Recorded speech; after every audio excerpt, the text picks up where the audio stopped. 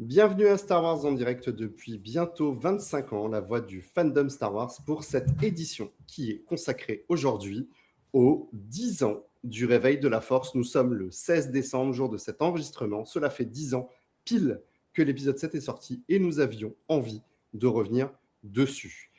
Pour m'accompagner ce soir, je suis avec Jean. Salut Jean. Coucou. Et le plus grand fan de l'épisode 7 de France, Seb. Salut Seb. Salut. Le plus grand, je ne sais pas, mais je défendrai ce film bec et ongle malgré ses défauts. Mais disons que tu fais plus d'1m90, donc tu as été plus grand. Bon, je pense que ce soir, il n'y aura pas trop de débat, en tout cas, je pense, enfin, à mon sens, sur notre retour 10 ans plus tard. On n'a pas forcément de contradicteurs, mais on avait envie de revenir dessus. Ces 10 ans, c'est quand même un anniversaire. Donc, cette émission, elle est là pour la nostalgie, pour se faire plaisir.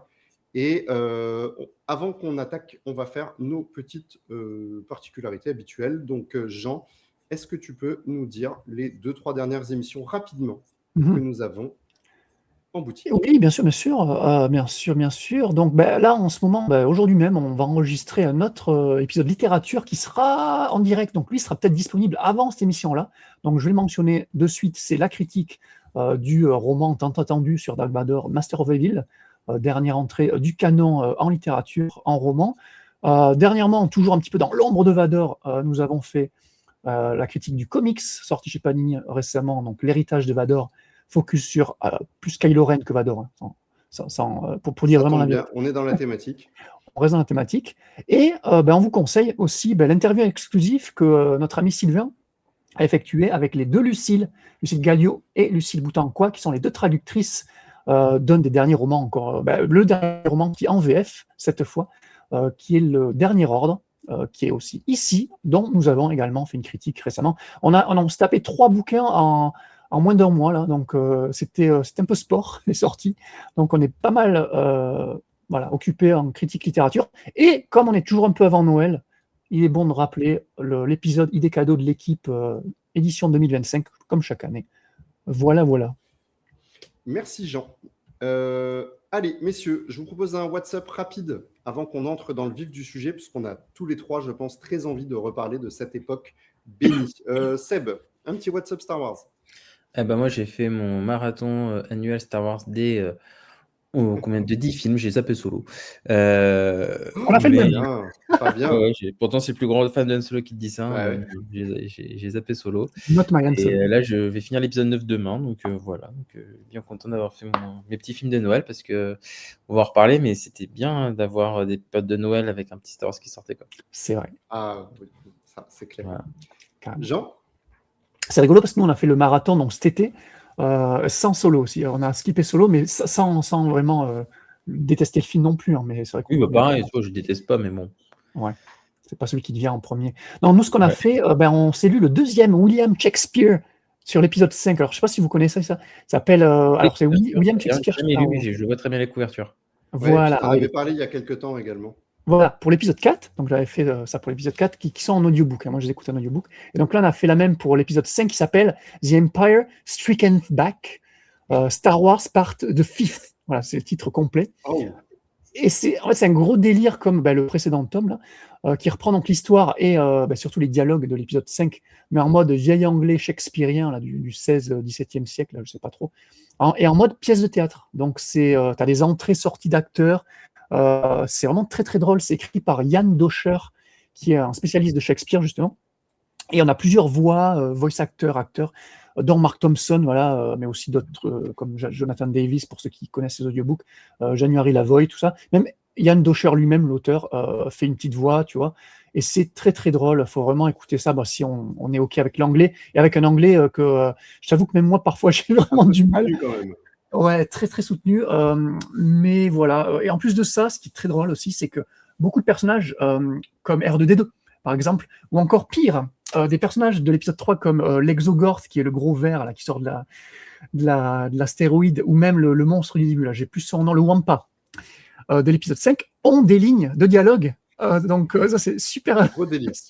C'est un gros délire. Les Hugnaught à la fin, sur Bespin, ont une chanson en mode nain de The Hobbit, tu vois. C'est un gros délire. mais c'est très drôle et c'est très respectueux de l'œuvre, il n'y a pas de souci à ce niveau-là. Pareil pour Yoda, qui, vous savez, parle un peu de la façon shakespearienne dans les films.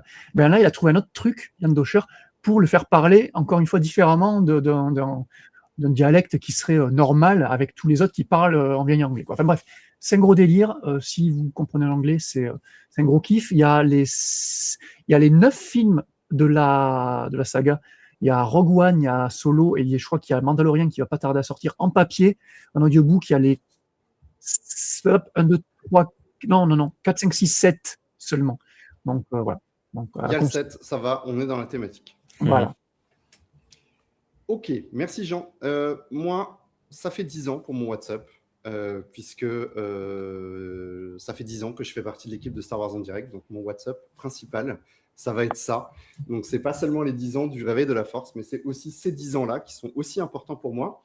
Et puis, un deuxième petit WhatsApp, puisque j'ai eu l'occasion d'accomplir dans ma vie de fan ce dont je rêvais depuis longtemps, puisque j'ai rencontré l'acteur Ian McDiarmid. Donc, si vous êtes en YouTube, vous verrez la vidéo. Je suis en costume de l'empereur et je prends une photo avec lui. C'était à la Comic-Con du Luxembourg, à 1 heure de chez moi. Qui aurait cru qu'un jour, il y aurait eu une Comic-Con au Luxembourg. Et c'était vraiment très sympa. J'ai pris que la photo, je n'ai pas pris la signature parce que, mine de rien, ça coûte quand même un petit billet. Donc, je n'ai pas eu l'occasion d'échanger avec lui, d'avoir quelques mots. Mais même le suivre sur scène et l'entendre dire good avec la voix de l'empereur et rejouer une ligne de l'épisode 9, ben, rien que ça, pour moi, c'était du bonbon en tant que fan de l'empereur. Voilà. Pour mon WhatsApp. Bien. Eh bien, parlons de Palpatine qui n'est pas dans le film dont nous allons parler, puisqu'on revient sur Star Wars, le réveil de la Force, The Force Awakens, 10 ans déjà. Alors, messieurs, où étiez-vous? Que faisiez-vous? Quel était votre état d'esprit à ce moment de la saga, il y a 1 an? Comment vous étiez avant la sortie? Il y a 1 an, pardon, il y a 10 ans. Oui, bah, tu vois, pour moi, le temps passe vite. Seb? Alors, moi, j'ai eu la chance de le voir en projection presse, donc il y a 10 ans et 1 jour. C'était normalement, les projections presse, on les voit, les films, on les voit des fois 1 mois à l'avance, tu vois, 15 jours à l'avance. Et là, c'était la veille. Bah oui. Et c'est la première fois que ça arrivait, c'était que normalement, tu sais d'avance où aura lieu la projection presse. Et ben là, en fait, on avait un QR code. On recevait un QR code la veille au soir, et le QR code nous indiquait l'heure et la date du lieu pour se rendre le lendemain. D'accord. C'était ultra secret et vous voulez garder tout secret ou c'était quoi? Dans la parano. Oui, alors.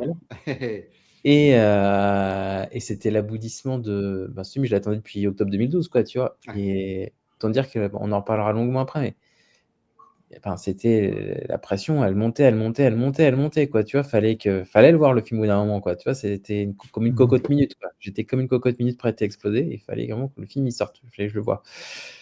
Et donc, du coup, je fais une quasi nuit blanche la veille. Et c'était au Pathé Quai d'Ivry. C'est un cinéma qui est en bordure de Paris avec un écran IMAX. Et du coup, c'était là. Et donc, on était venus avec notre QR code. Donc, moi, j'étais avec Patrick Giraud et Pierre-Emmanuel de Planet Star Wars qui m'accompagnaient.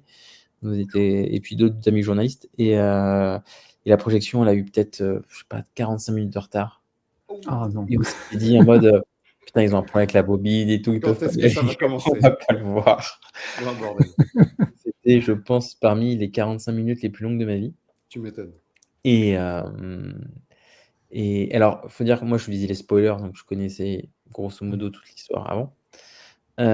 Mais quand le générique a commencé et tout, déjà, je m'étais dit, mais jamais j'aurais cru revivre ça une fois dans ma vie. Et je me pinçais vraiment littéralement pendant tout le film en mode, mais ce que tu vis là pendant 2 heures, tu le vivras qu'une fois dans ta vie. Dire que découvrir un séquence que tu as attendu depuis 10 ans et qui revient de manière inespérée, tu le vivras qu'une fois dans ta vie. Et là, pendant tes 2 heures, c'est les 2 seules heures où tu vivras ça dans ta vie. Donc, profite. Et j'ai trouvé ça génial en sortant du film. J'ai trouvé ça que c'était j'ai pas trop changé d'avis à chaud et à froid en fait, parce que certes, ça révolutionne pas. Tout le monde dit ouais, c'est un plagiat d'épisode 4. C'est pas vrai, on en reparlera après. Mais oui, ça révolutionne pas le cinéma comme l'épisode 1 l'avait fait avec les effets spéciaux et tout. Mais je préfère un film qui révolutionne pas les effets spéciaux, des bons acteurs, une bonne direction d'acteurs, ce qui n'était pas le cas de la prélogie, désolé, qu'un film qui va tout révolutionner numériquement, comme l'épisode de l'attaque des clones. Mais direction d'acteur, mise en scène, désolé Georges, mais Puis, Gigi, il est un peu avec 10 au-dessus. ans, 10 ans après, on en parlera encore, l'épisode 7 est encore très très propre. La Bah prélogie Oui. a pris un peu cher. Mais... Ouais, après la prélogie, elle mérite d'avoir essayé des trucs que. Enfin, tu vois, c'est pour moi, les défauts de la post-logie sont les qualités de la prélogie et inversement. Ah oui. Voilà, moi, c'est comme ça que je vois les choses. Enfin voilà, et puis là, quand j'ai vu Han Solo aller sur un pont sans prière, Alors que Ah, tu il y a savais Patrice- très bien, parce que les spoilers. Patrice étaient Giraud à sortis. côté de moi qui m'a tapé une petite tape sur la cuisse en mode allez, ça va bien Surtout- se passer. En spoiler, est-ce que tu savais qu'il a eu Ah oui, passé je ou pas savais. En fait, Ouais, c'est ça même. Oui, on le c'est savait, ça faisait longtemps. C'est que à partir du moment où j'ai vu que Harrison Ford revenait dans le film, je m'étais dit Oui, ok, en plus. il a dû poser la condition de mourir dans le film, évident. sinon il ne serait pas revenu. Donc à Et partir du moment où pourtant, il est ils ont quand revenu, même j'étais en réussi à mode le faire ok. revenir dans l'épisode 9. Hein. Quand j'ai vu, c'était en avril 2014, l'annonce du casting, et quand j'ai vu Harrison Ford, je suis ok. Moi, je vais voir Han Solo mourir au cinéma. Voilà. Mais c'est pas là ou non, c'est Mais- peut-être après ou qu'il avait annoncé qu'il voulait tuer ses 3 rôles principaux. Genre Indiana Jones, Non, le ça, on rôle savait de. depuis longtemps qu'il voulait déjà Bachelor. tuer Han Solo. Hein. On le savait depuis longtemps. Oui, Donc oui, depuis voilà. l'épisode Mais 5. je suis très content de l'avoir revu et enfin, voilà. Tout s'est bien passé. Tu dis c'était 1 an et 1 jour, parce qu'il faut le préciser, on enregistre le jour même, le 7 Je l'ai on dit est quoi là tout à l'heure, Ouais. Jean. Ça fait Tu as 10 dit jours, 10 ans jour pour jour aujourd'hui où là 10 on ans, jour enregistre. pour jour. En tout cas, Pour, pour la sortie française. Française, voilà. Nous on l'a eu 2 jours Oui, après. française. Ouais. Mm. Ah, les Américains étaient fous. Hein. Ah Et oui, il y avait même une compagnie aérienne qui organisait des vols Oui, pour aller voir le film en France oui. Non, oui, ouais. c'est vrai. 3 jours avant. Ouais. C'était vraiment. Et d'ailleurs, Il y avait des bus qui faisaient Roissy et je crois qu'il y a une salle de cinéma pas loin de Roissy. Il y a un complexe et il y avait des navettes dédiées à ça, quoi. Mais je Ah, connais c'est des Américains qui m'ont raconté cette histoire et qui sont venus ici voir le réveil de la force. Ah, ils pouvaient pas patienter 2 jours de plus, c'est ouf. Non. Peur de Ah, spoiler. Ils trouvent pas de salle VO, ils avaient de deck. C'est pas grave, on va le regarder en français. Ouais, franchement, je m'en fous. Alors là, je vais le voir en français. Jean. Ah, bah écoute, contrairement à toi, Seb, à l'époque, nous on était juste un clampin lambda, donc auditeur de Star Wars en direct et de plein d'autres podcasts Star Wars, dont tu te rappelles sûrement, Loïc, de Sci Fantasy, donc dérivé Oui, de bien Comics sûr. Blog, et de WikiLeaks, voilà, le spin-off WikiLeaks, donc Thibaut Claudel qui était un peu le capitaine sur ce podcast-là. Et Leur trailer, qui est devenu leur trailer après, une fois que 9e Art a fermé. Et donc, déjà, vous, sur ce en direct ou WikiLeaks, spéculez de fou sur ce que pourrait être la suite de la saga avec les épisodes spoilers. Et il faut savoir que moi, depuis Age of Ultron, c'était un petit peu plus tôt dans l'année. Age of Ultron, la campagne promo m'avait gâché le visionnage du film parce qu'ils avaient trop révélé. Du coup, j'ai passé un moyen moment devant le film parce que toutes les scènes, je les connaissais. Et à partir de ça, c'est mon jour J, c'est mon an zéro d'arrêter tout ce qui est spoiler sur des œuvres qui m'intéressent. Et donc, c'est à partir de là que j'ai commencé à ne plus regarder aucun trailer pour des films qui m'intéressaient, hormis les Star Wars où je m'autorisais à regarder pour 7, 8, 9 et Rogue One juste le teaser qu'ils ont diffusé, donc tu le disais juste un peu avant l'émission, Loïc, 1 an avant la sortie, donc en 2014, décembre. 2014. Il y a eu un teaser. Novembre 2014, le 11 novembre 2014. Voilà, peut-être qu'il ne sera pas encore des dates. Je ne suis pas sûr, mais je crois que c'était On a regardé tout à l'heure, mais c'était novembre, 28 novembre 2014. C'est ça.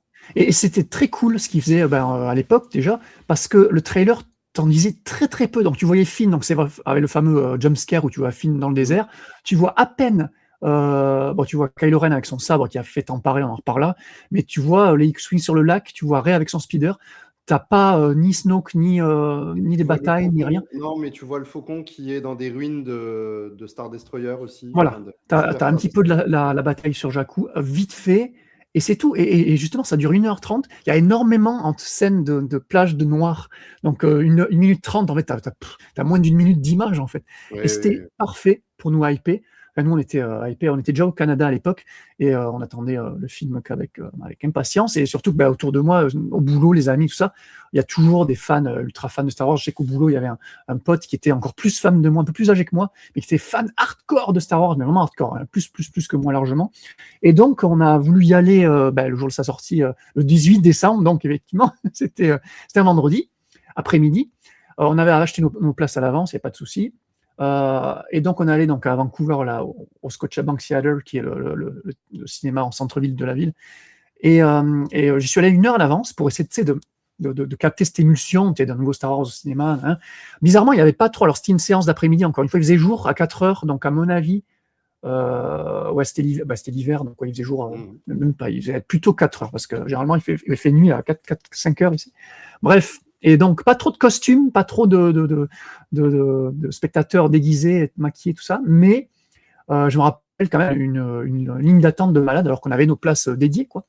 On s'assoit dans le siège, et mon pote était toujours pas là, et là, il me texte, il me fait « Je suis bloqué au boulot, je vais pas pouvoir y aller, je vais pas pouvoir venir ». Et je dis merde. Et donc c'était des tickets, maintenant c'est des tickets, des barcodes, tu vois, des QR codes ou j'en sais rien. Donc il m'envoie ça, il me dit file-le à qui tu veux. Et là j'ai ma femme, donc elle se fout complet de Star Wars, voilà, je la textote, je lui fais écoute, j'ai une place gratos, est-ce que tu veux pas venir? Elle fait ok, il y a pas de souci. Donc voilà, histoire de voir un film, même si voilà, elle est pas fan de Star Wars. Elle est venue. Elle a passé un très très bon moment. Alors je parle plus d'elle que de moi. J'étais comme toi, Seb, des frissons, le scroll du début, c'était un pied complet, 2 heures de pied de kiff énorme. Et ma femme a beaucoup aimé ce film également, ce qui m'a fait, parce qu'elle avait vu les vieux, mais vite fait à la télé, c'est quand ça passait 1 fois sur 2 au Japon en plus. Et donc là, ça m'a fait, ça m'a fait redécouvrir la trilogie originale avec elle. Donc elle a pu voir les 3 premiers films qu'elle a beaucoup apprécié. Donc ça m'a fait super plaisir. Je me suis dit, ça y est, je vais pouvoir la convertir et tout. On peut devenir fan de Star Wars également avec l'épisode 7. Hein. Grâce à l'épisode 7, voilà. Donc l'épisode 7 a amené ma femme à Star Wars jusqu'à ce que l'épisode 1, parce qu'on a fait 4, 5, 6 après l'épisode 7.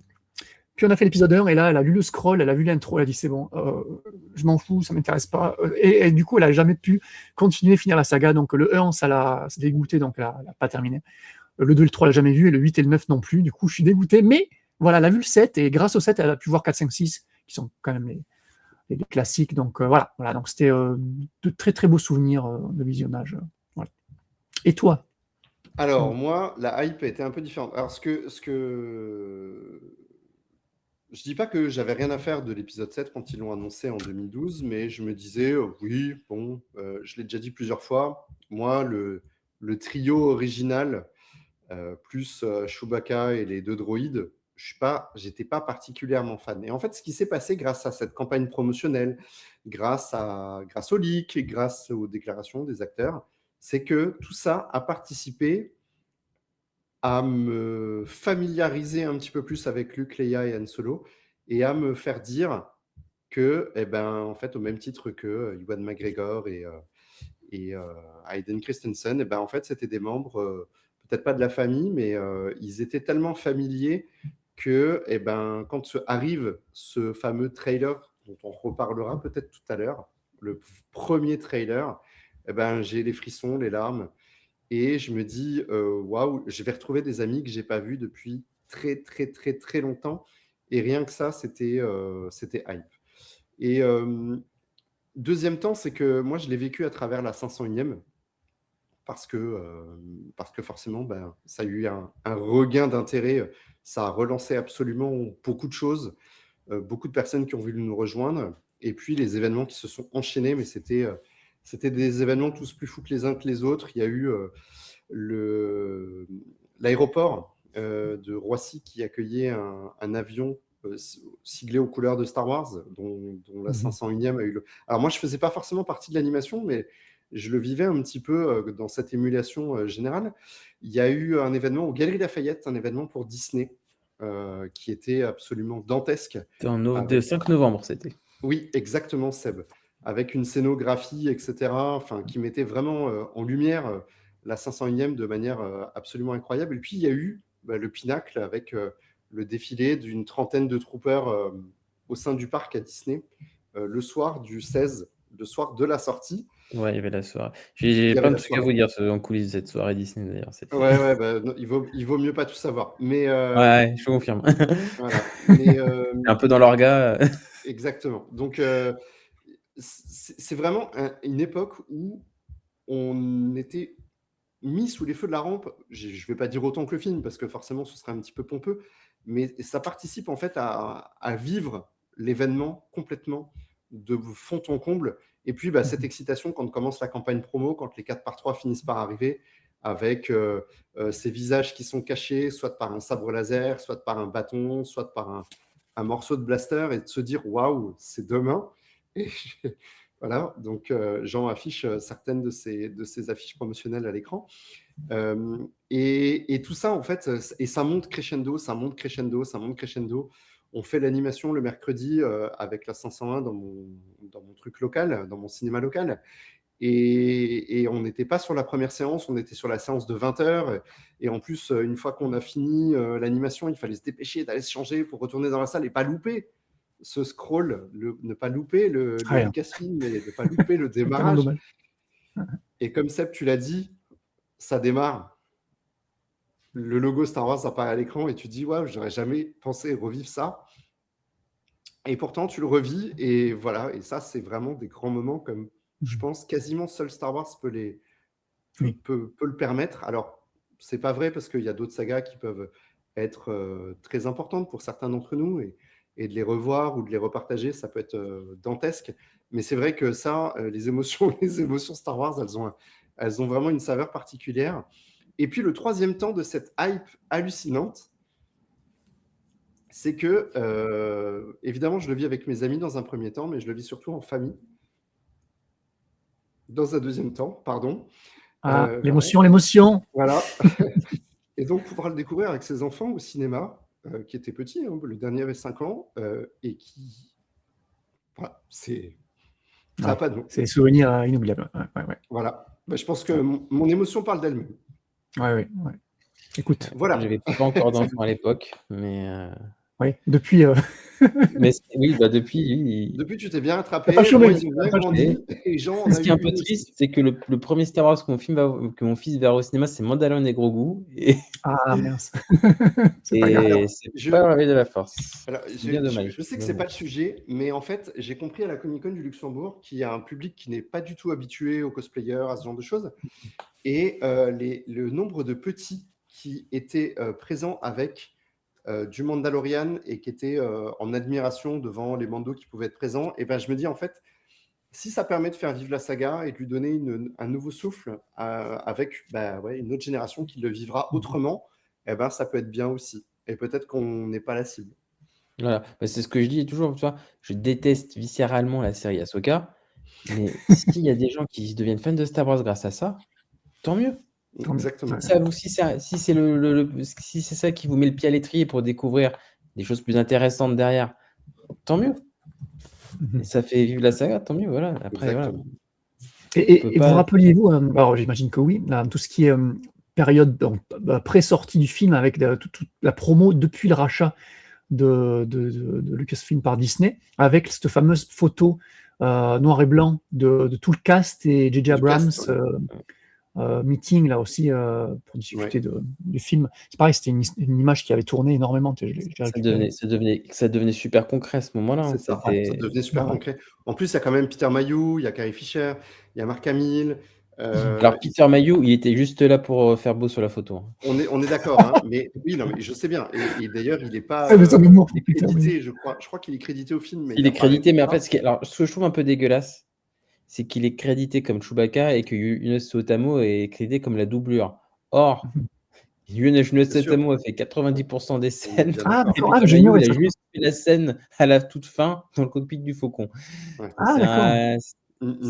C'est pas très réglo, mais bon. Je pensais que c'était scène d'action, c'était Jordan, et la scène calme posée, c'était Peter. Mais non, mais Peter, il a vraiment fait que la scène du Faucon à la fin. Mais en tout cas, c'est vrai que ça devient concret et tu te dis, waouh, ils vont partir en tournage et tout. Et après, il y a eu très peu de choses, hormis les leaks. Hein. Il y a eu peut-être quelques photos promo. Il y a eu l'annonce du fait que le scénariste de Laurent Kasdan de l'épisode 5, 6 et de Indiana Jones qui revenait, ça aussi, ça permettait de mettre de l'eau au moulin, quoi. Le scénariste mythique des épisodes les plus adorés des fans revient, donc c'était cool aussi de savoir ça. Oui, il a écrit Solo aussi. Hein. Ouais. Après, on pensait qu'il était Oui, mais mort à c'était la l'époque. condition sine qua non. Je t'écris l'épisode 4, mais l'épisode 7, pardon, mais vous me donnez mon film solo. Ouais, c'était sa condition. Hein. Ouais. Et donc, en fait, cette promo, elle vient finalement assez tardivement, Jean. Il y avait des leaks, il y avait des choses comme ça, des petites photos volées, mais c'était pas non plus c'était pas la grosse fiesta, parce qu'il y avait une culture de secret qui était évidemment extrêmement forte. Disney voulait vraiment garder Ah oui, les déjà. surprises, ça. C'était l'anti-prélogie niveau commun, parce que la prélogie, ouais. la prélogie, on avait même les guides officiels avec toutes les photos et même la novélisation qui sortait avant le film. Il y avait l'hyperespace. Ouais, aussi. Tu avais la webcam sur le plateau et tout. Tandis là, ils ont fait tout l'opposé. Mais tu vois, je pense qu'ils ont fait une erreur, Lucasfilm, parce que tu pouvais, à l'époque de la prélogie, tu avais des petits. Tous les mois, je crois que tu avais un making-of sur le film, quoi, mais sur un thème. Genre, pour l'épisode 3, tu en avais un que sur les Wookiees, ou après un que sur la fabrication des sabres laser. Et ça spoilait pas vraiment l'histoire, mais ça te donnait à manger aux fans. Et du coup, après, tous les mois, on pouvait débattre d'un truc, parler Enfin, ça rendait la promo plus vivante, sans que ça spoile rien. Et ils auraient pu faire ça, je pense. Voilà, c'est dommage. Alors, Seb, finalement, elle est quand même payante, hein, leur stratégie, parce que ça a été un putain de carton monumental, avec une hype de malade. On parlait avec Jean avant l'émission de tout ce qui est autour des jouets, qui étaient Oui, je voulais demander, pour les jouets. à l'époque. Je sais pas, Seb, si tu as des souvenirs. Mais alors moi, les jouets, moi j'avais participé à la Jeddah, alors c'était en septembre 2015, ils avaient fait le Force Friday.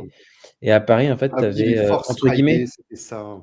À Paris, tu avais 3 événements, un dans un jouet club, un au Disney Store et un à la Grande Récré. Et le plus gros, alors celui qui chapeautait Disney directement, c'était au Disney Store forcément.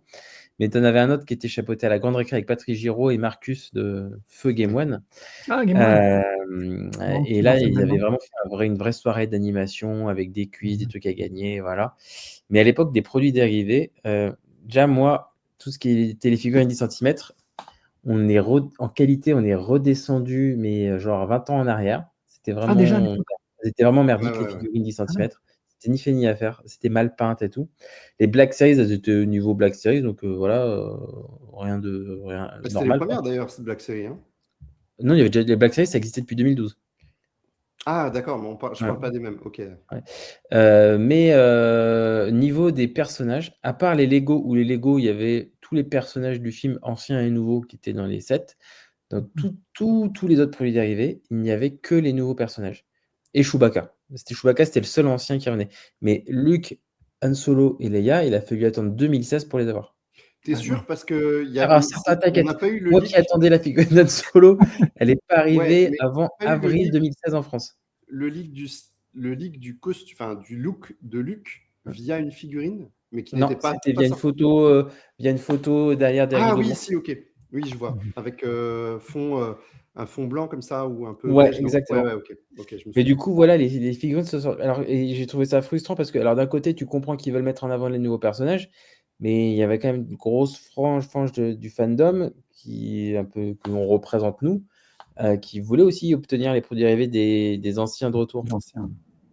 Et on pouvait pas. On a dû attendre mi-2016. C'est assez hallucinant, je trouve. Ouais.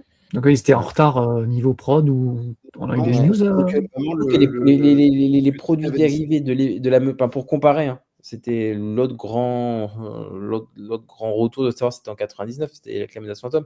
Là, on avait des produits dérivés que je trouvais qualitatifs et beaucoup plus représentatifs de l'ensemble du film que ce n'a été le cas pour l'Orveille de la c'est clair. Par contre, pour moi, la hype, alors je suis pas forcément collectionneur, mais la hype, je la ressentais de manière similaire. Peut-être pas autant la folie qu'on a eu en 99, mais je me souviens que c'était une dinguerie. En plus, là, vu qu'on avait les réseaux sociaux, c'est qu'en fait, ils avaient événementialisé la sortie des jouets avec un gros événement en direct sur YouTube où il y avait peut-être une trentaine de pays et chaque pays était chacun son tour en direct pour faire un unboxing d'un produit dérivé. Voilà. Donc tout ça est une vaste opération de communication. Mais bon, ça faisait que grimper la hype et ça a marché. C'est clair. En plus, c'était en septembre. Donc, Ouais. on n'avait même pas eu la première bande-annonce qui est apparue donc en octobre. J'ai vérifié la date tout Ouais, à on l'heure. avait 2 teasers, mais on n'avait pas la vraie Il y avait le bande-annonce teaser, mais finale. il n'y avait pas la bande-annonce. Et donc, finalement, on en savait quand même assez peu sur Mm. tous ces personnages. Et donc, les jouets, c'était aussi l'occasion d'avoir quelque part des leaks sur le Et site. ce qui était marrant aussi, pour vous dire que Hasbro a vraiment fait pour le coup des mauvais choix, ou alors ils ont été mal orientés par Lucasfilm pour le choix des sorties des figurines. Il y avait un personnage qui est Ah oui, sorti, oui. mais genre Day One, qui s'appelait Constable Zuvio. Zuvio, voilà, ouais, c'est ça. Ah oui, le fameux. Il est sorti avant Luke, avant Han Solo, avant Poe Dameron et tout, faut vous dire. Ça me donne pas Et ça il me était dit rien du partout tout. en vente. C'est avec Il était l'espèce de coupé au chapeau montage. un petit peu asiatique, là, tiens. Ouais. Et en fait, il était coupé au montage, c'est pour ça que tu ne l'as pas vu, Loïc. Ah, Il n'est pas C'est dans le le personnage film. coupé, ouais. Quand tu sors un personnage qui est coupé au c'est montage, celui avec le grand chapeau, là? bah, en fait, il avait Ah un non, c'est pas. chapeau rouge et vert, un peu Ouais, asiatique, ouais, si, et je il avait vois. le visage, un peu les yeux du général Grievous, C'est ça. et Ouais. caché jusqu'au nez. Et c'est un personnage que tu voyais un peu Oui, petit, ça il me devait parle. faire Mais c'était sur 1m50, tu vois, Jakku. grand max. Oui, oui. Le père de la race mais, de Sav Malagan dans les comics, je sais pas si ça te dit quelque chose. Sav dans la Haute République, qui a pareil, ces espèces de chapeau. mais c'est pas d'ailleurs le personnage qui apparaît dans la. Il est pas dans la vision de Rey aussi à un moment donné? Non, il ressemble, le chapeau ressemble, mais c'est pas lui. C'est le chapeau. Ouais, le chapeau ressemble, Et mais en c'est fait, pas ce lui. personnage-là, on peut le revoir. Enfin, donc on voyait ses yeux, mais il avait 2 assistants qui avaient des lunettes. Donc c'était exactement le même costume, sauf qu'on voyait pas les yeux. Et les costumes de ses assistants, entre guillemets, on la retrouve dans Mandalorian. Et il y a un moment quand Rey elle court sur Jakku, vraiment un plan en mouvement, on en voit un dans le fond, tu vois, mais basta quoi. Et donc, moi, je voulais te demander, Seb, en grand spécialiste des jouets, est-ce que donc la vague, le tsunami de jouets, de collector, machin, qui était sorti lors de l'épisode 1, est-ce que tu as ressenti la même chose pour l'épisode 7, ou c'était quand même un poil moindre, ou c'était plus important, ou c'était différent? J'ai l'impression quand même que l'épisode 1, il y avait plus de trucs. Parce que Oui, il y avait plus de trucs. l'épisode 1, il y avait plus de. Enfin, je me souviens que déjà, il y avait plus de choix. Étonnamment, à l'époque. Ah Ah ouais, ouais, il y avait beaucoup plus de choix. Il y avait beaucoup plus de choix. Les jouets étaient Même les jouets de l'épisode 1 étaient toujours de meilleure qualité 20 ans plus tard que les tout neufs de l'épisode 7 pour les figurines 10 cm, je parle. Ah, c'est ouf, c'est ouf ça. Tellement elles étaient de mauvaise qualité. Mais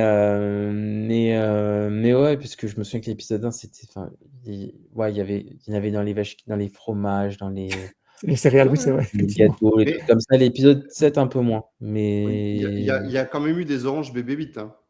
c'est pas faux. Et à Paris, ils ont fait aussi, en face les Galeries Lafayette, ils ont ouvert un magasin, La Grande Récré, mais qui ne vendait que du Star Wars pendant 2 mois. Ouais. Ah, génial. Voilà. On n'imagine plus ça Et aujourd'hui. pour rester sur du produit dérivé, à cette même période-là, septembre, octobre, en littérature aussi, il y a eu ce fameux, je ne sais pas si vous vous rappelez, le journée. Le To the voyage Force vers le Awakens. réveil de la force.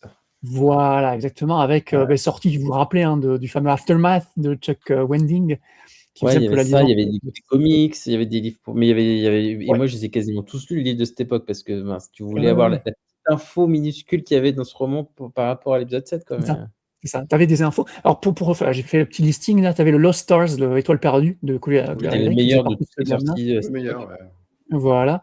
Tu avais énormément de junior novels, donc des romans pour enfants, sur Luke Solo. Bah, ils étaient là, tu vois, ils n'étaient pas en jouet, mais ils étaient en roman. Luke Solo et Leia. Oui, Tu avais c'était les 3 romans Young Adult. Voilà, c'était plus de jeunesse, là, encore une fois. Le Young Adult, Ouais, c'était alors plus non, ouais, Lost Stars. en France, on les a eus dans la gamme jeune adulte, c'est pour ça. Ok. Perfect Weapon, tout ça, Smuggler One. C'est des très très bons petits romans pour gamins. Et tout est sorti voilà, le 4 septembre 2015, donc pour préparer le film.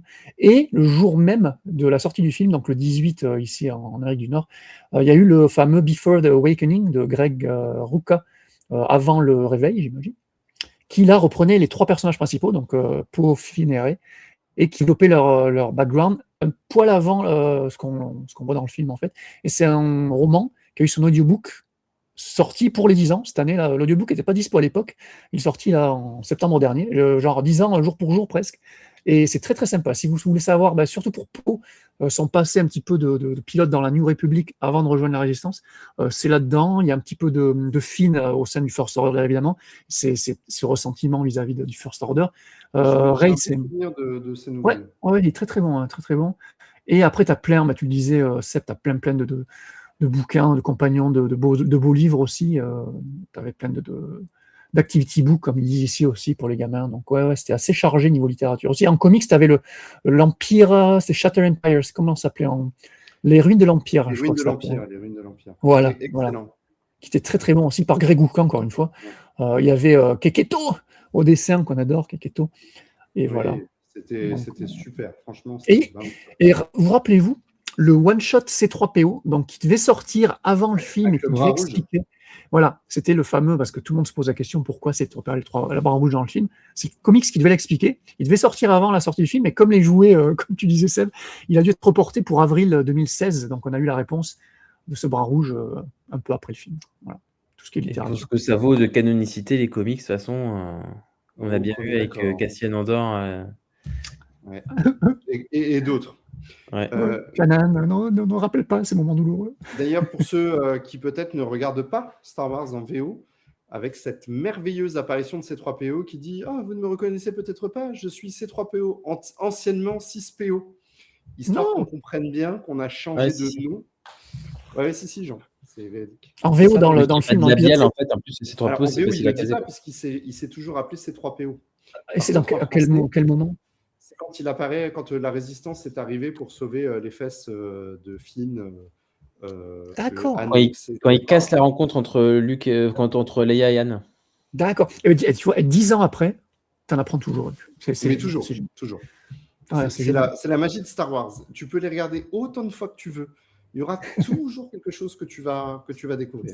Et donc, ouais, il y a ce voilà, Constable Juvio qu'on voit à l'écran. Là. Oui, voilà, bah tiens, Jean, c'est ce personnage-là que j'avais bien. Ouais, c'était bon. Je voyais bien lequel c'était.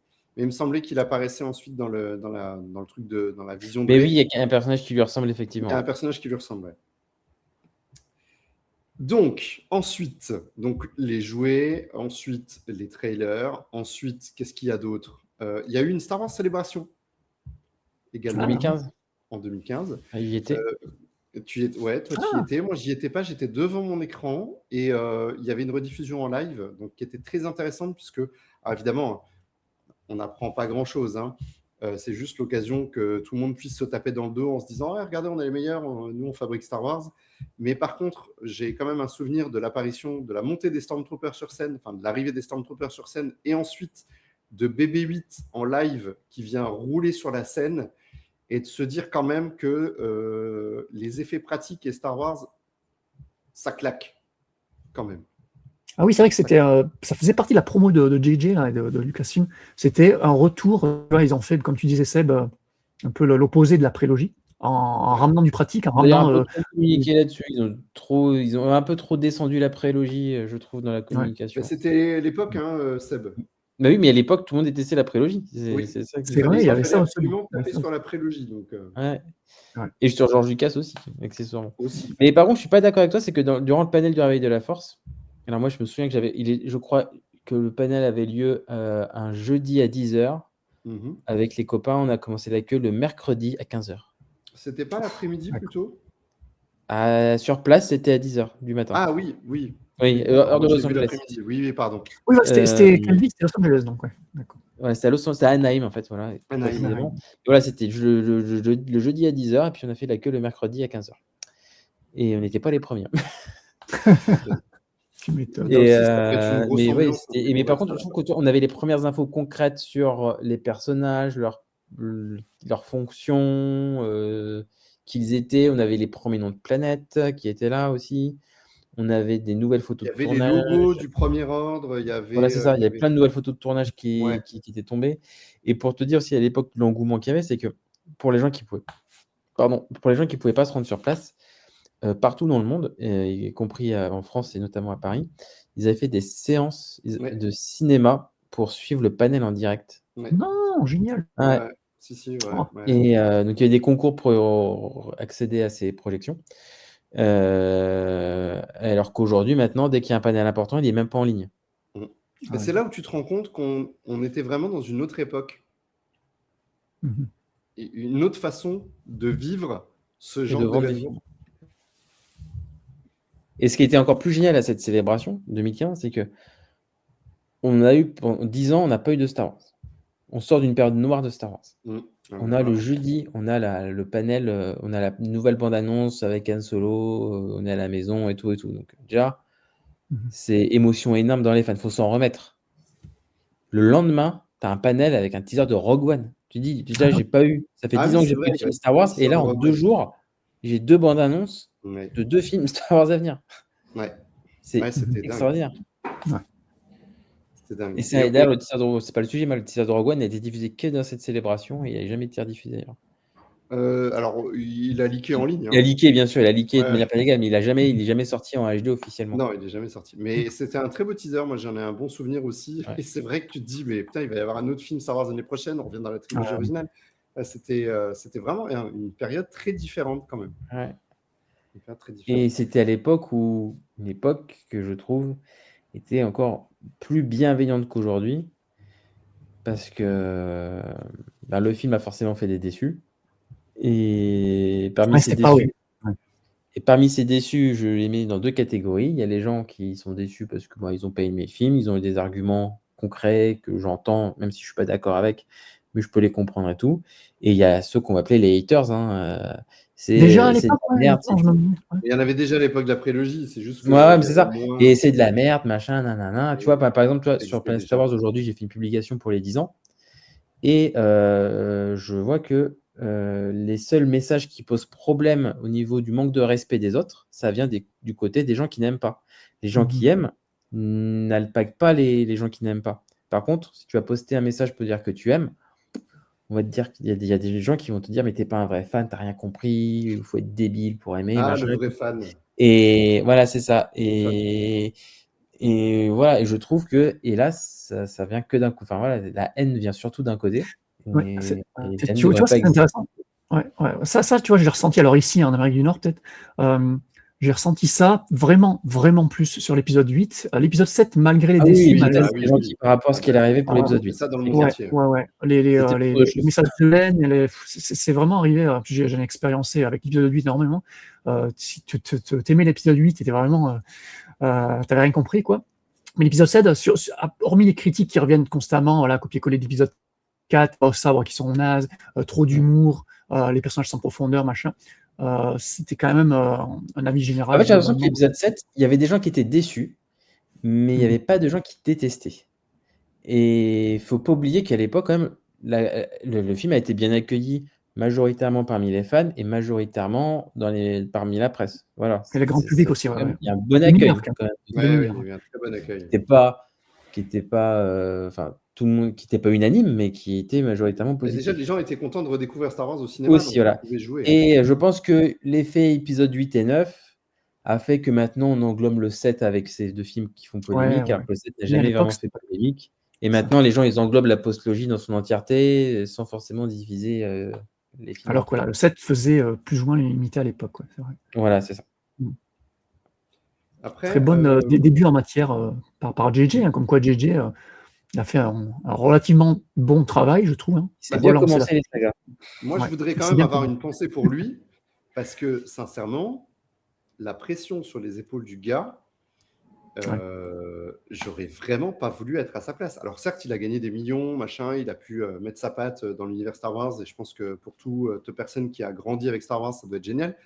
Mais putain, la pression de ce gars qui fait son film avec le retour de Star Wars, des personnages qui n'ont pas été à l'écran depuis plus de 30 ans, le retour de Star Wars après plus de 10 ans d'absence, racheté par Disney, de relancer un univers, de relancer la saga, tout ça. Waouh, franchement. Et là, quand même, chapeau pour lui. Ouais. Et là, justement, pour rebondir sur l'âge des personnages de la trilogie originale, je trouve ça parfait que oui, on aurait beaucoup de fans du Legends auraient adoré voir la continuité de ce qu'on voit dans les romans, les comics Legends d'époque, mais avec l'âge des acteurs, c'était juste parfait de faire un héritage de la trilogie originale en reprenant les mêmes acteurs à leur et donc me faire un gap de 30 ans, c'était juste parfait, quoi. Tout comme la prélogie nous plongeait plus de 30 ans avant. Et alors certes, c'était pas forcément les mêmes acteurs, en tout cas pas tous, mais quelque part, c'est un peu la même idée, la même continuité. On fait un bond dans le passé, après on fait un bond dans le futur, et ça fonctionne. Alors, maintenant, il faudrait quand même qu'on parle du film, parce que j'aimerais, messieurs, que vous nous partagiez, donc Seb, on a bien compris quand même que tu avais fortement apprécié déjà le film à l'époque. Et j'aimerais bien qu'on entende Jean également sur ce sujet. Je pourrais également donner mon avis. Et ce que je voudrais savoir maintenant, c'est, et alors, 10 ans plus tard, quel est votre nouvel avis sur ce film? Alors, Jean, est-ce que ton avis de l'époque, après le premier visionnage? 10 ans, ouais, ok, il y a 10 ans. Bah écoute-moi, comme Il y a j'ai 10 dit, ans. donc après la première vision, bon, j'ai adoré le film, j'ai vraiment beaucoup aimé. Côté technique, déjà, j'étais impressionné vraiment et encore 10 ans plus tard, on en parlera, mais je trouve que c'est un film qui ne vieillit pas au niveau effet. Il a très bien réussi, JJ, à mixer effets pratiques, effets spéciaux, il aime, machin. C'est nickel, il y a pas de souci. Shooting, tournage in situ également. On avait pas mal de photos là-dessus aussi. Donc c'était une très très bonne idée de mixer un petit peu toutes les techniques pour faire quelque chose de réaliste. Moi j'étais dans Star Wars, j'étais vraiment immergé, plongé dans cet univers-là, c'était génial. On trouvait ça. Et ce que j'ai adoré aussi dans ce premier film de la postlogie, c'est comme en fait il a perpétué la tradition de la trilogie originale et même de la prélogie d'une certaine manière, c'est de prendre des acteurs, un cast quasi inconnu. En tout cas moi, les 4 acteurs principaux, donc Oscar Isaac, Daisy Ridley, Adam Driver et John Boyega. C'était 4 acteurs que je connaissais pas du tout.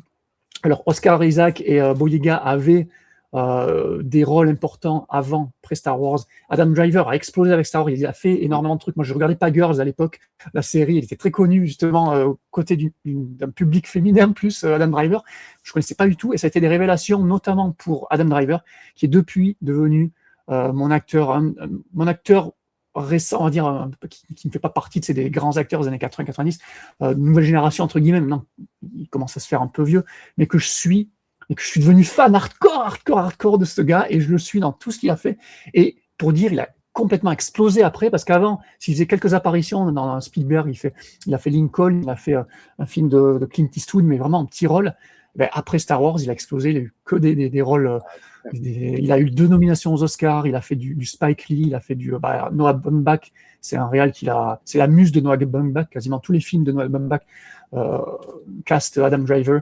Il a fait dernièrement un Coppola, le film est ce qu'il est, mais voilà, il a quand même fait, il était en tête d'affiche d'un Coppola, puis j'en passe, il a fait des séries B que j'adore, 65, c'est Jurassic Park avec Adam Driver, c'est mon rêve, c'est mon doux rêve humide. Bref, révélation d'Adam Driver. Et Daisy Ridley, dans une bonne mesure, je trouve le cast en général très très bon dans le film. J.J. Abrams, c'est un très très bon directeur d'acteur, il n'y a pas de souci pour ça. Les films post-Star Wars avec Daisy Ridley, j'ai moins accroché. Mais elle, dans le film, j'adore. J'adore. Pareil, c'est un personnage, Kylo Ren, Rey, Poe Dameron aussi, sont des personnages que j'ai adoré suivre dans ce film et dans l'univers étendu en littérature par la suite et dans les suites de films aussi. John Boyega, donc Finn, un poil moins à cause du fait que ce qui devient par la suite dans les films, je trouve qu'il y a toujours les missions annexes, tu vois, c'est pas vraiment focus sur lui, donc c'est un peu dommage ce qu'ils ont fait de son personnage. Mais encore une fois, la littérature étoffe un petit peu son background. Là, le dernier roman, le dernier ordre, était relativement sympathique quand on s'intéresse au personnage et tout.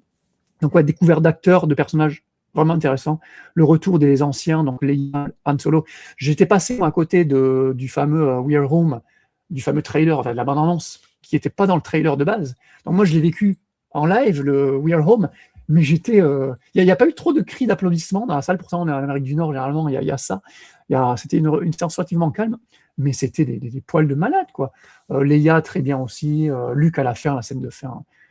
Je chiale quand je regarde la fin, quand Rey monte les marches, avec la musique, on en parlera. Williams qui revient. Donc, tu pourras en parler plus, Loïc, mais j'aime beaucoup ce qu'a fait. Sur la musique. Voilà, donc sur ce qu'a fait Williams. Je trouve qu'il a fait ce que J.J. Abrams a fait, ce que Disney lui a demandé de faire, c'est de rester plus dans la continuité de la trilogie originale, d'oublier un peu la postlogie. On l'a dit qu'à l'époque, elle n'était pas trop appréciée, elle était réhabilitée depuis, mais à l'époque, c'était le cas. Donc, J.J. a fait ce qu'on lui a dit, et il a très bien fait. Donc, il a effectivement omis la prélogie qu'on adore. Hein. Enfin, on est tous fans ici des 3 épisodes, il n'y a pas de souci. Et Williams, je trouve qu'il a fait un peu la même. Donc, il a repris des thèmes plus trilogiques en étoffant avec des nouveaux thèmes, et le thème doré. Mon Dieu, tu mentionnais le thème de fin, justement, des Marc Jacto. C'était un kiff de fou. Et là, 10 ans plus tard, on l'a revu. Donc, je t'ai dit. Alors, c'est un film qu'on a revu dans la période de 10 ans régulièrement. Donc, une fois de temps en temps, une fois tous les 2 ans, on se les rematait. Et avec un plaisir, toujours là, quoi. Et là, pour les 10 ans, on l'a vu avec ma petite donc qui elle a découvert Star Wars, je l'avais montré à ses 4 ans, l'épisode 7, après avoir tenté l'épisode 4, 4 ans, épisode 4, je me suis dit, vas-y, on essaye, elle s'était fait chier. Et l'épisode 7, juste après, à ses 4 ans, elle a bien accroché, malheureusement, elle a tout oublié, les 4 ans et tout. Donc là, elle a revu pour ses 8 ans, et elle adorait, elle adore les 9, hein. Elle était à 8 ans, tout ce que tu regardes à la télé, c'est génial, de toute façon. Et elle a adoré l'épisode 7, elle s'est vachement accrochée à Rey. Pour elle, c'est Rey le personnage qu'elle préfère, évidemment. Mais ça, c'était cool aussi de mettre, voilà, alors que la trilogie originale est relativement blanche, fine, là, de mettre un peu plus de diversité. Alors, je sais que ça va faire hurler certaines franges de notre auditeur, mais mettre un black, un latino et une nana en lead face à un jeune blanc bec, je trouvais ça original au moins, tu vois. Et ça, pour moi, ça marchait parce qu'ils sont tous excellents. Et donc, ma fille a adoré Rey, adore BB-8, mais c'est le. Enfin, ils ont nail encore une fois le côté marketing, j'en sais rien, mais le côté ultra mignon. Ils ont réussi à reproduire la formule d'origine et à le faire quand même de manière assez intelligente. Ouais. Ouais, parce que le design est excellent. La personnalité aussi, parce qu'il est quand même très différent d'R2, de C3PO, il a vraiment sa personnalité. Elle adore. Elle aime beaucoup aussi Peaufine, elle a adoré, vu qu'on était passé, on a fait un marathon, donc on connaît 3, 4, 5, 6, 7. Donc le gap, comme entre 3, 4, ben là, entre 6, 7, pareil, ça lui a fait. Il a fallu un temps d'adaptation, notamment quand elle a découvert les vieux, Han Solo et Luke. Mais à part ça, oui, et alors ce qui était surprenant, c'est qu'elle a noté les problèmes d'écriture, c'est pour moi ce qui plombe légèrement le film, c'est les problèmes liés à l'écriture des personnages notamment. Elle a noté le fait que, enfin, ça c'est une scène qui me sort tout le temps du film, c'est une scène de fin où l'embrassade Leia Rey, qui ne se sont jamais vues avant. Alors peut-être qu'il y a eu des scènes coupées, mais dans le film, quand tu regardes le film, elles sont pas censées se hugger comme si elles se connaissaient, parce qu'elles se connaissent pas. Et c'est Chewie qui passe à côté de Leia alors qu'ils viennent de vivre la mort. Dans les commentaires audio du film, J.J. Abrams revient sur ce passage et s'excuse en disant « J'ai fait une erreur ».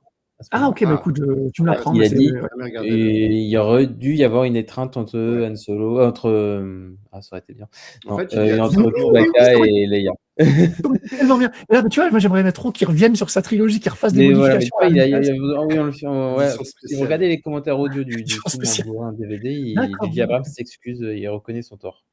Bah écoute, c'est déjà ça. Moi, ça me va. Mais à part cette scène-là, vraiment, oui. Alors oui, le fait du. C'est vrai que beaucoup ont été surpris parce qu'encore une fois, Adam Driver, on le connaissait pas. Moi, je savais pas qui c'est qui jouait sous le casque de Kylo Ren, et j'ai eu une réaction que beaucoup ont eu lors du décasquement de Kylo en milieu de film. Et ma petite a eu la même réaction que moi à l'époque, genre en mode oh, c'est ça qu'il y a sous le masque, tu vois, en mode déçu, tu vois. Et c'était drôle parce que bon, c'est humain comme réaction, mais au final, voilà. Grosse découverte et fandom. Je fais partie du fandom Kylo Ren. Enfin, Kylo Ren et Adam Driver surtout. Grâce à ce film-là. Et rien que pour ça, merci JJ. Quoi. Voilà, excusez-moi, j'étais un peu long. C'est marrant parce que moi, j'ai pas du tout eu quand il décasque, j'ai pas du tout eu ce ressenti. Au contraire, moi, je le trouvais assez proche d'Anakin. Et je trouvais ça cool, justement, on essayait de coller. Alors, c'est sûr qu'ils n'ont pas les mêmes oreilles, hein, on est d'accord, mais... le nez, enfin, c'est un tout, quoi. Il a un visage vraiment particulier, Adam Driver. Les cheveux pour qu'il y ait des similarités, donc ça, voilà. C'est pas un BG à la Hayden, tu vois. Non, c'est sûr. Alors, moi, mon avis du film à l'époque, c'est que, déjà, la grande force de ce film, pour moi, c'est qu'il commence de manière dantesque et qu'il finit de manière dantesque. C'est-à-dire que on peut lui reprocher plein de choses au milieu, ok, des erreurs de scénario, des personnages peut-être un peu inconsistants ou qui ne sont pas travaillés, des scènes qui sont peut-être un peu gnangnan, etc. Par contre, on ne peut pas nier qu'une scène d'ouverture qui envoie le bois, qui fait péter le feu, et moi, il y a un plan que j'ai en tête, mais pour l'éternité, carrément. C'est quand Poe est derrière son X-Wing et qu'il se retourne quand il se rend compte que le premier ordre arrive. Il y a dans la photographie, dans la lumière, il y a quelque chose où j'ai l'impression d'être à la fois dans les années 80, à la fois dans les années 90, à la fois dans les années 2000. Et je ne peux pas vous l'expliquer, en fait, cette sensation. Elle fait pour moi film d'époque, mais en même temps film moderne. Et je me suis dit, waouh, ça va être ça le nouveau Star Wars. Et pour moi, c'est ça, en fait, pendant tout le film. Alors, c'est jamais à ce niveau-là, d'accord ? À un moment donné où, forcément, le film peut baisser en qualité, entre guillemets, ne peut pas maintenir, en fait, cette qualité de la scène d'ouverture. L'arrivée de Kylo Ren, que je trouve extrêmement impressionnantes, les Oh. Stormtroopers qui sont froids, calculateurs, etc. Et donc, rien de tel pour se mettre dans les bonnes conditions pour le film. Après, le film, on peut lui reprocher plein de choses. Moi, j'ai pris un pied d'enfer. J'ai jamais ressenti le côté, ce que j'ai lu et entendu après, le côté parodie, enfin pas parodie, mais remake de l'épisode 4, Oui, bah ça, pareil, comme toi.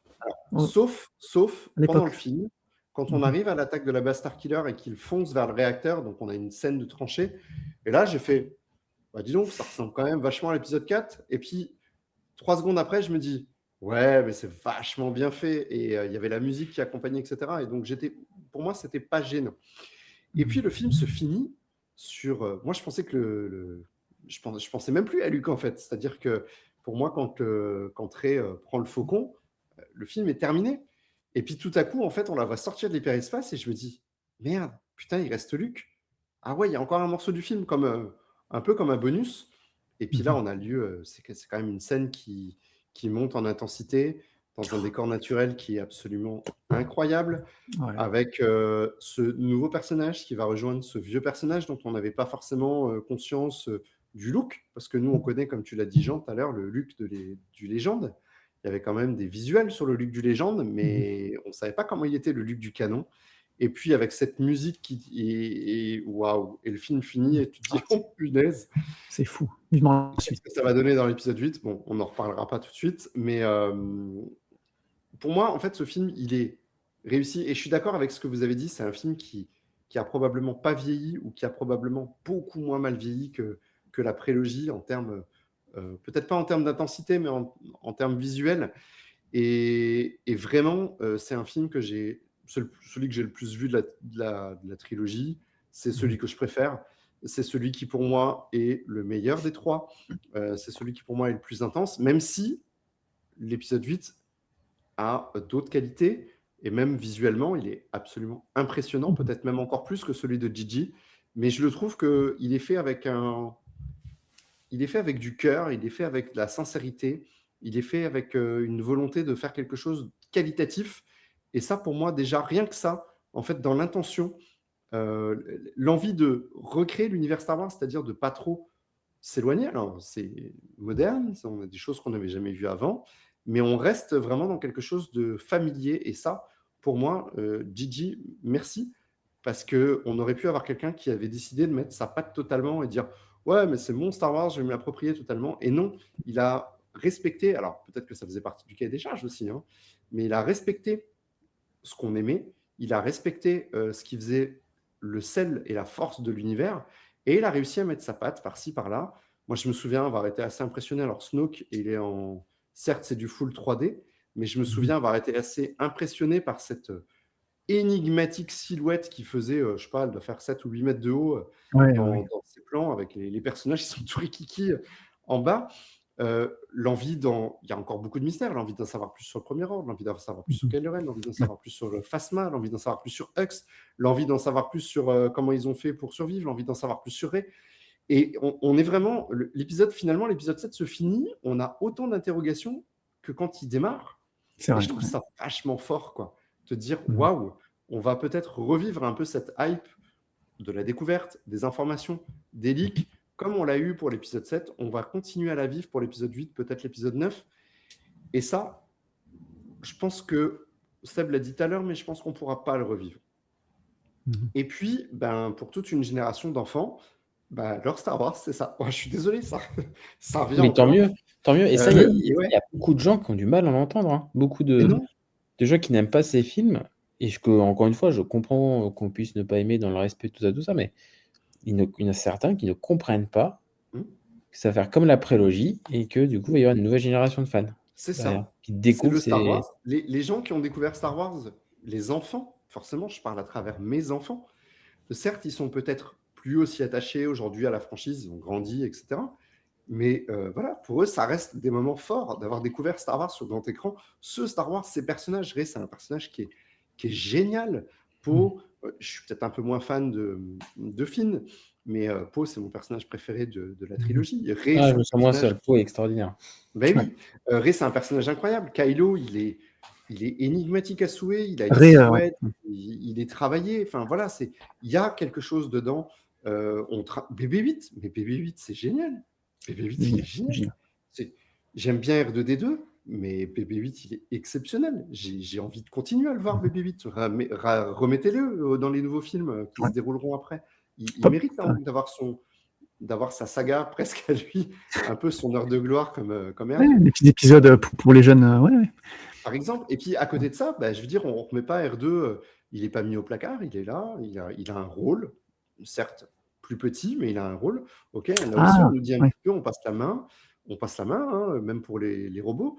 Et voilà, tout ça, c'est intéressant. Et ils sont là encore, ils traversent cette trilogie, mais peut-être pas avec la même intensité que la trilogie d'avant. Voilà pour mon avis sur cet épisode 7.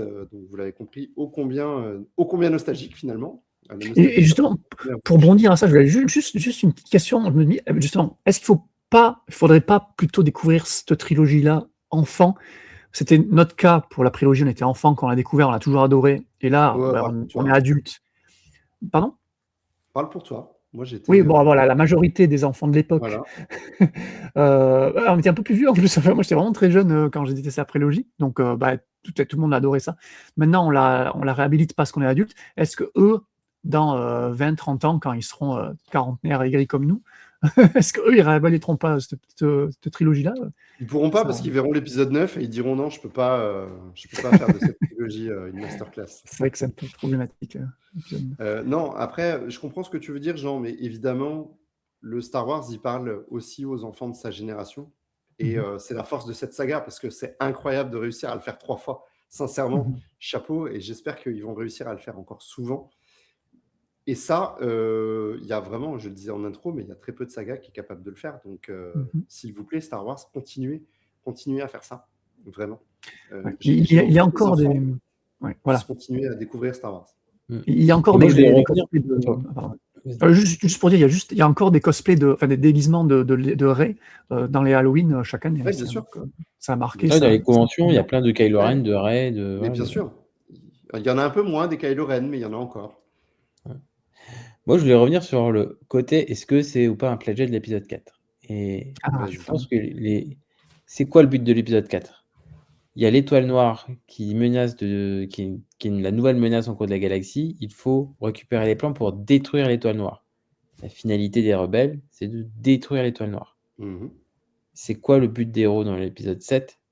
Est-ce que c'est de détruire la base Starkiller ? Non, c'est de retrouver Luke Skywalker. Le côté base Starkiller, c'est secondaire. Ouais. La motivation principale des personnages dans l'épisode 7 n'a rien à voir avec celle de l'épisode 4. Alors oui, dans le packaging, il y a des similarités, il y a des choses similaires. Il y a la planète désertique, on met un indice dans un robot. Les Troopers, Snoke, l'Empereur. Mais c'est en surface que ça ressemble. Dans le fond, les personnages sont motivés par autre chose. C'est ça. Entre retrouver une personne qui a disparu et détruire une station spatiale, désolé, ça raconte pas la même chose pour moi. C'est après, oui. C'est pour ça que je préfère parler d'hommage, ce que disait Sam Nino à l'époque. C'est un hommage à lui-même. Un nouvel espoir, ça peut s'arrêter là. Oui. La force, non. Ça ouvre quelque chose, tu vois. Oui, c'est vrai.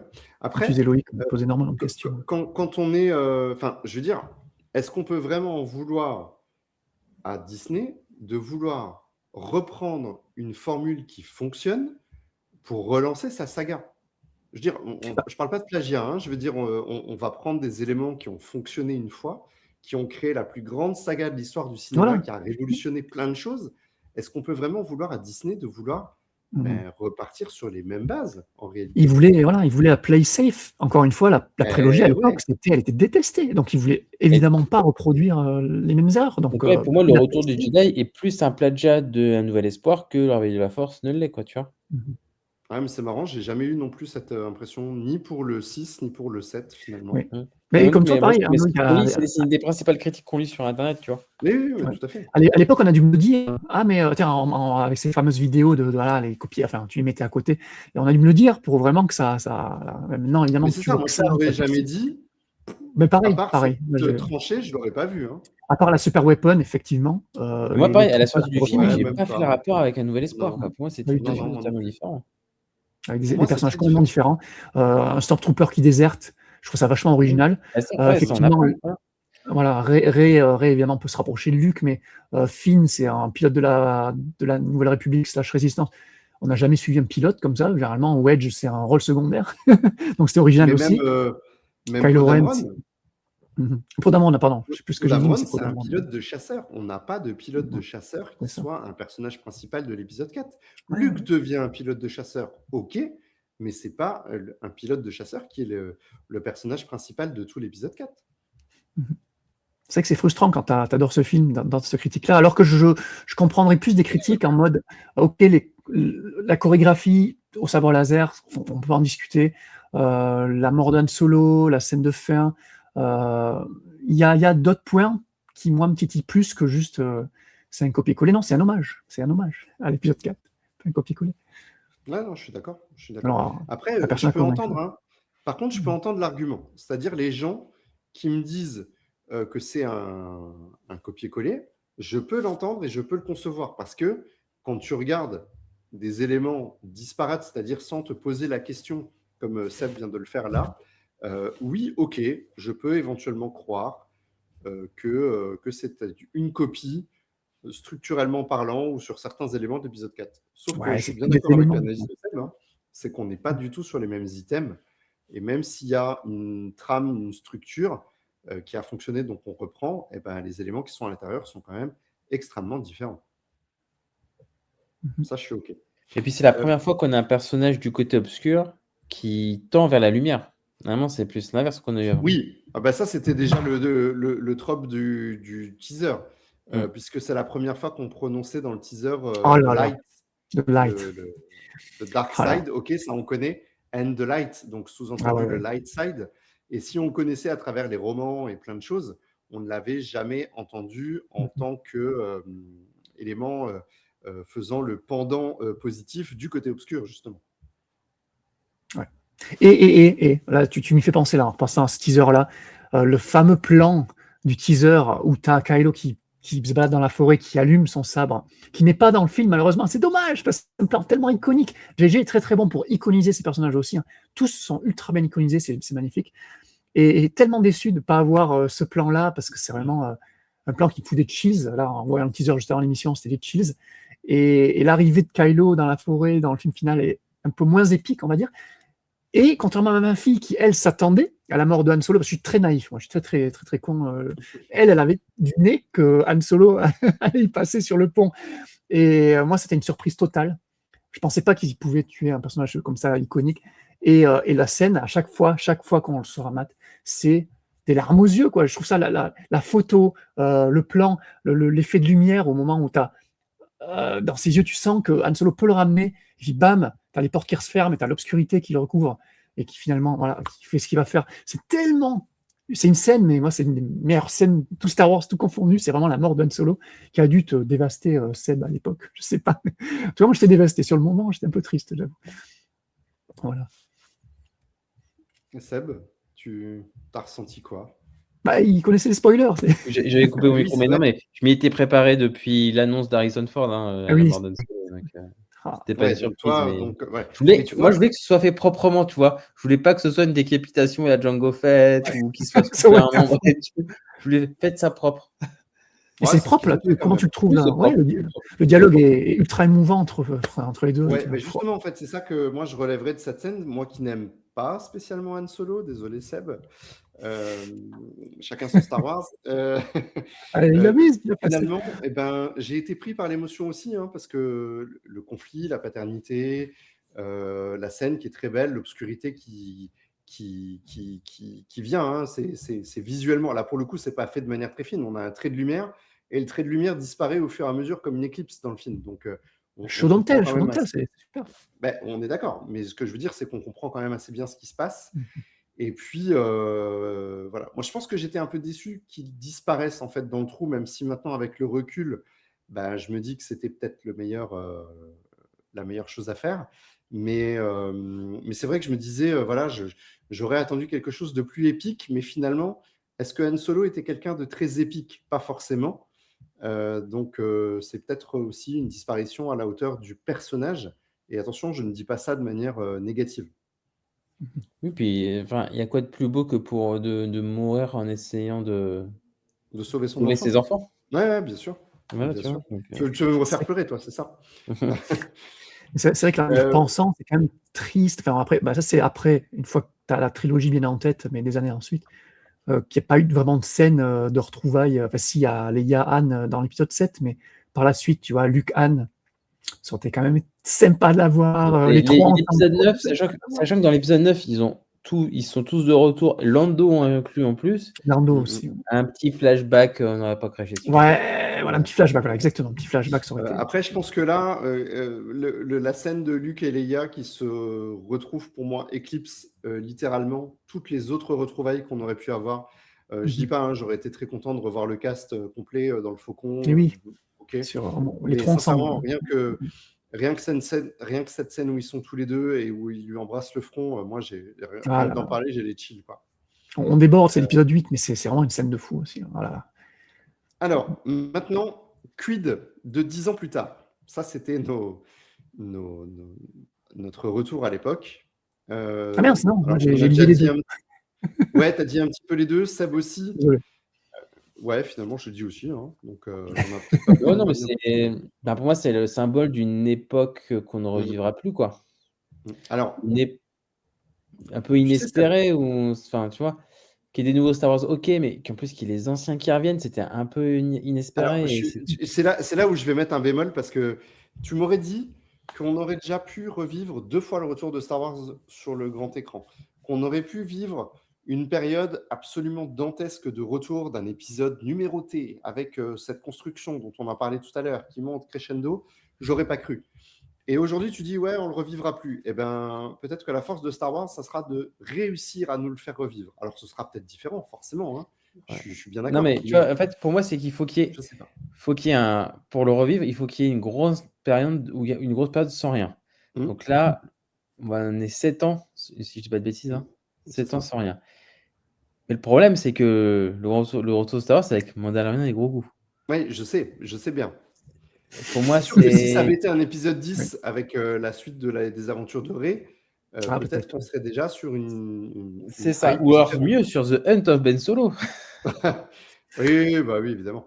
Pareil, le fait que la date ait bougé, c'est-à-dire que maintenant les sorties de Star Wars soient revenues sur le créneau printanier du mois de mai, ça peut aussi changer la dynamique, mine de rien, parce qu'en fin d'année, on vit les choses de manière très différente, parce qu'il y a quand même une précipitation, donc la vie est plus speed qu'au printemps, où finalement c'est le moment justement où on va prendre le temps de se reposer, de boire un verre en terrasse, alors qu'en fin de l'année, il faut se dépêcher, il va y avoir les vacances, donc il y a plein de choses à faire, il y a les courses de Noël, et tout ça, pour moi, ça participe en fait à cette ambiance.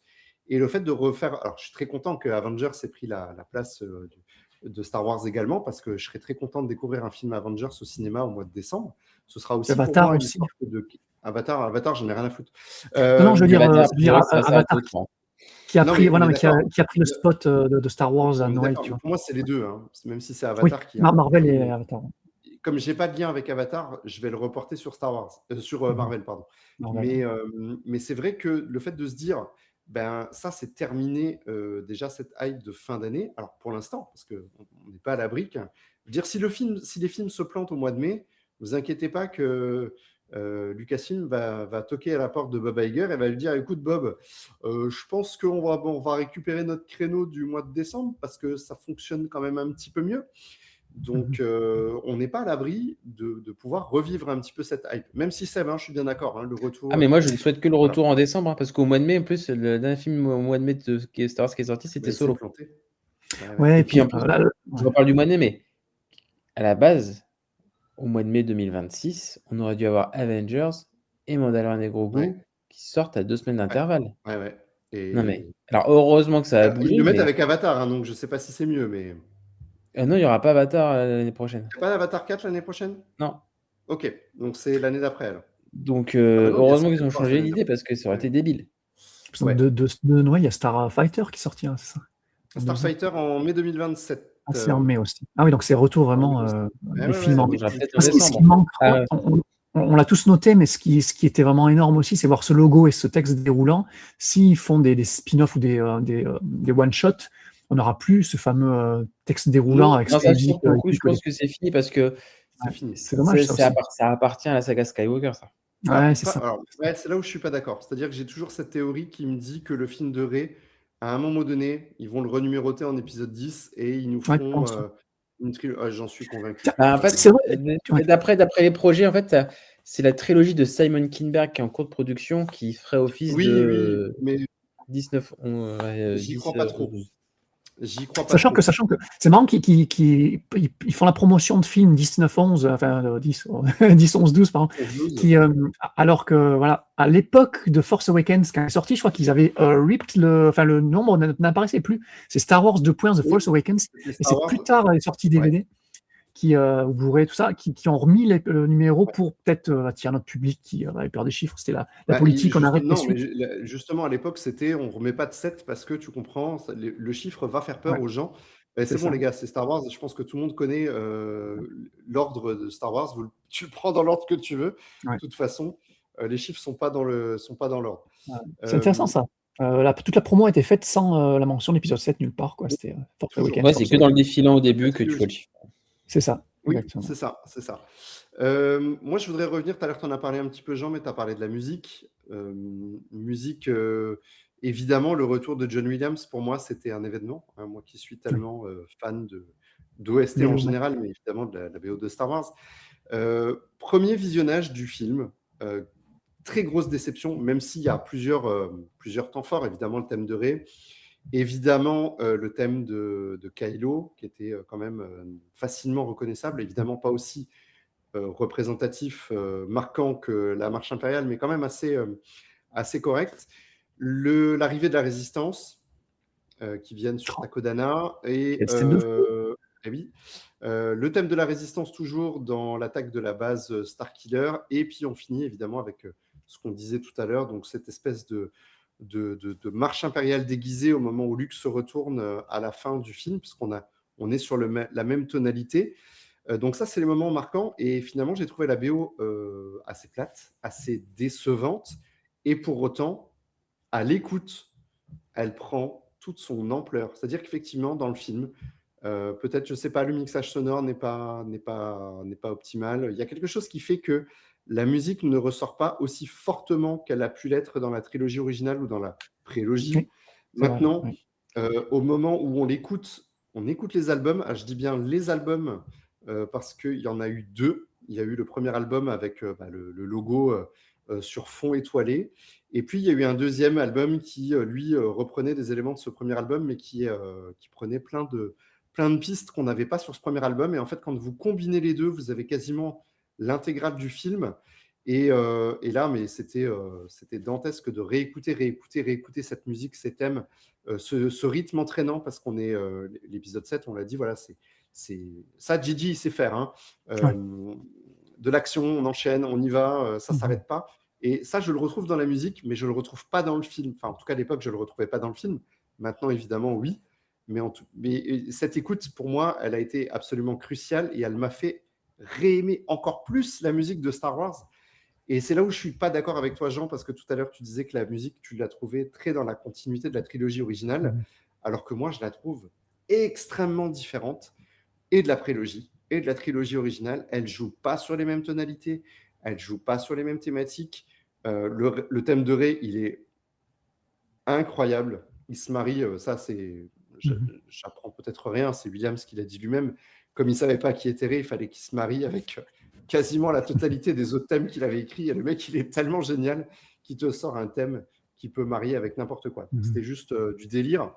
Et encore, c'est une BO. Je l'écoutais avant là tout à l'heure, quand on attendait Seb pour l'enregistrement. Elle était encore dans mes oreilles. C'est une BO que je réécoute très, très, très, très régulièrement. Et je dirais même que toute la BO de la post-logie, donc les 6 albums, sont des albums que je réécoute très régulièrement et qui sont vraiment tous les 6 excellents, avec des passages que je préfère évidemment et d'autres que j'aime moins. Seb, t'avais un avis? La musique, je suis d'accord avec toi, parce que je me souviens que quand j'étais sorti de la séance, je m'étais dit, ouais, la musique, elle m'a pas transcendé. Ouais. Et au final, plus je la réécoute, et maintenant, ouais. les thèmes ressortent beaucoup plus après. Notamment le Exactement. thème de Rey, le thème de Kylo Ren, la marche de la résistance, parce que c'était intéressant, parce que dans la trilogie originale, tu avais la marche oui, c'est impériale, vrai. et oui, là, tu as tout le à fait. pendant positif Oui. des gentils, du coup, qui existe. Et ça, c'est. J'avais jamais tilté, mais oui, mais c'est Voilà, tu as le oui. pendant positif de la marche impériale, et ça, je trouve ça Excellent. super cool. Et en plus, cette scène avec les X-Wing qui arrasent le lac, Oh là là. c'est Ah ouais. Scène de extraordinaire. fou. Avec la Scène de musique. fou. Poe qui Extraordinaire. arrive comme il est tout triomphant et ils mettent une pile au premier ordre. C'était Ouais, génial. et d'ailleurs, la séquence. première, en plus, pour reprendre l'argument que L'arrivée de la Force n'est pas un plagiat de l'épisode 4, c'est le premier film Star Wars où on a des combats de chasseurs en atmosphère. Ouais, c'est vrai. Hot, Alors- tu le comprends. Ah, c'est pas pareil. Hein. Ouais, c'est pas un c'est chasseur, pas il n'y pareil. a pas de combat. C'est pas chasseur, c'est pas Ouais, chasseur. il y a pas c'est pas des chasseurs. Ouais. Ils vont Des attaquer speeders, les ouais. BTT. Ouais. Mais voilà, là, c'est la première fois que tu as des X-Wing, du moins, voilà, des X-Wing en atmosphère, quoi. X-Wing taille en atmosphère, effectivement. Ouais. Et Non, rien c'est que ça, pas vrai. c'était plaisant de voir des X-Wing évoluer en dehors d'un écran, d'un Non, c'est fond pas vrai. Il y a noir deux avec des chasseurs étoiles. taille qui poursuivent un X-Wing dans les profondeurs de Coruscant dans l'épisode 2 ou dans l'épisode 3. Seb, tu as oublié un peu ça aussi? Attends, répète, j'ai pas entendu. Oui, mais c'est dans les profondeurs, c'est pas vraiment l'atmosphère. C'est pas dans les cieux d'une planète. L'épisode 2 ou l'épisode 3, je ne sais plus, dans une scène, il y a deux chasseurs taille qui poursuivent un X-Wing. C'est vrai. En ultra arrière-plan. Arrière-plan. Je vais vraiment chercher de la ref qui est du caméo. Hein. Mais voilà, en tout cas, la musique, moi, je vous invite vraiment, auditeurs, chers auditeurs, si vous ne le faites pas régulièrement, si vous ne l'avez pas fait depuis longtemps, remettez l'album de l'épisode 7, réécoutez-le, regardez. Je pense que même avec le temps, j'ai l'impression que la musique, elle vieillit encore moins que celle de la trilogie originale. Et je la trouve toujours mais ultra efficace. C'est vraiment c'est le génie de Williams, ça. Ah oui, 90 ans, le gars. Respect. Mais peut-être, je sais pas, le mixage sonore dans le film. Oui, ça va être ça. Hein. Alors, ça, c'était critiqué aussi à l'époque, je me rappelle, maintenant que tu le mentionnes. C'est vrai qu'elle ne te marque pas parce qu'elle est trop discrète comparé au sound design, par exemple. Didier Abrams, c'est pas George Lucas non plus. Ok, George Lucas. Donc là où George Lucas préparait en fait la musique parce qu'il se disait il faut que la musique sublime l'action, qu'elle soit presque un personnage à part entière de l'histoire. Je suis pas sûr que Gigi, lui, il ait la même approche en fait de la musique. Et si il a dû être ô combien ravi que Williams revienne, je ne pense pas qu'il ait pensé son film pour que la musique prenne une part aussi importante que celle que Lucas pouvait accorder dans les 6 films précédents. Enfin, c'est mon avis. Hein. C'est mon avis et j'ai pas de preuves évidemment pour étayer tout ça. Messieurs, est-ce que vous voulez rajouter quelque chose? Est-ce qu'il y a un point qui vous démange encore? Quelque chose dont vous voulez parler? J'avais juste un détail, là, une petite parenthèse. Si vous voulez rigoler un petit peu, moi je vous conseille de réécouter le podcast Star Wars Direct numéro 115 qui était sorti en décembre, le 19 décembre 2015, donc un jour après la sortie du film. Très très drôle de les réécouter à l'époque, surtout que c'était une palanquée d'invités qui. Alors Sébastien, tu n'étais pas parmi les 10 personnes qui étaient présentes. Et non, parce que tu étais occupé apparemment, d'après ce que disait Sylvain, qui lui était présent dans le podcast, occupé à organiser tous ces événements qui se passaient autour de la sortie du film. Donc, Et moi, très, très j'étais ce busy. soir-là, je crois que j'étais à une soirée. Oui, il y avait des événements à Oui, il y en avait Paris, à partout, Disneyland et tout, j'étais là-bas, quoi. Voilà. Je sais Mais en plus tout cas, pour si le vous voulez week-end, réécouter, c'était Dany qui présentait à l'époque, qui était toujours host. Tu as JF et Seb qui étaient toujours là. Et puis tu avais nos anciens collaborateurs. Donc tu avais Céline, tu avais comment il s'appelle, Henri qui était là. Tu avais Jérémy, tu avais Raphaël, ton binôme Sébastien. C'est super agréable de réécouter leurs avis à chaud à l'époque. Et de même, il y a un autre épisode 116, donc le suivant, qui est sorti un peu plus tard, où ils reviennent sur le film à froid, en parlant plus des critiques qu'ils ont entendues ici et là sur Internet. Pas encore eu le temps de réécouter celui-là, mais en tout cas, si vous voulez un petit kiff rétro, ils sont toujours dispo en ligne. Moi, ce que j'ai fait même, et je le fais de temps en temps quand je suis un peu nostalgique, c'est que j'écoute même les émissions spoiler de l'époque. Oui, j'allais le dire. On remonte encore plus dans le temps et du coup, quand nous entendre débattre ou d'analyser la bande-annonce ou avoir des théories. Dire, qu'est-ce qui va se passer dans le film, etc. Et je crois que d'ailleurs, si je dis pas de bêtises, à un moment donné, Dany est pas trop loin d'un certain nombre d'éléments qui se retrouvent dans le film final. En tout cas, c'est le souvenir que j'ai.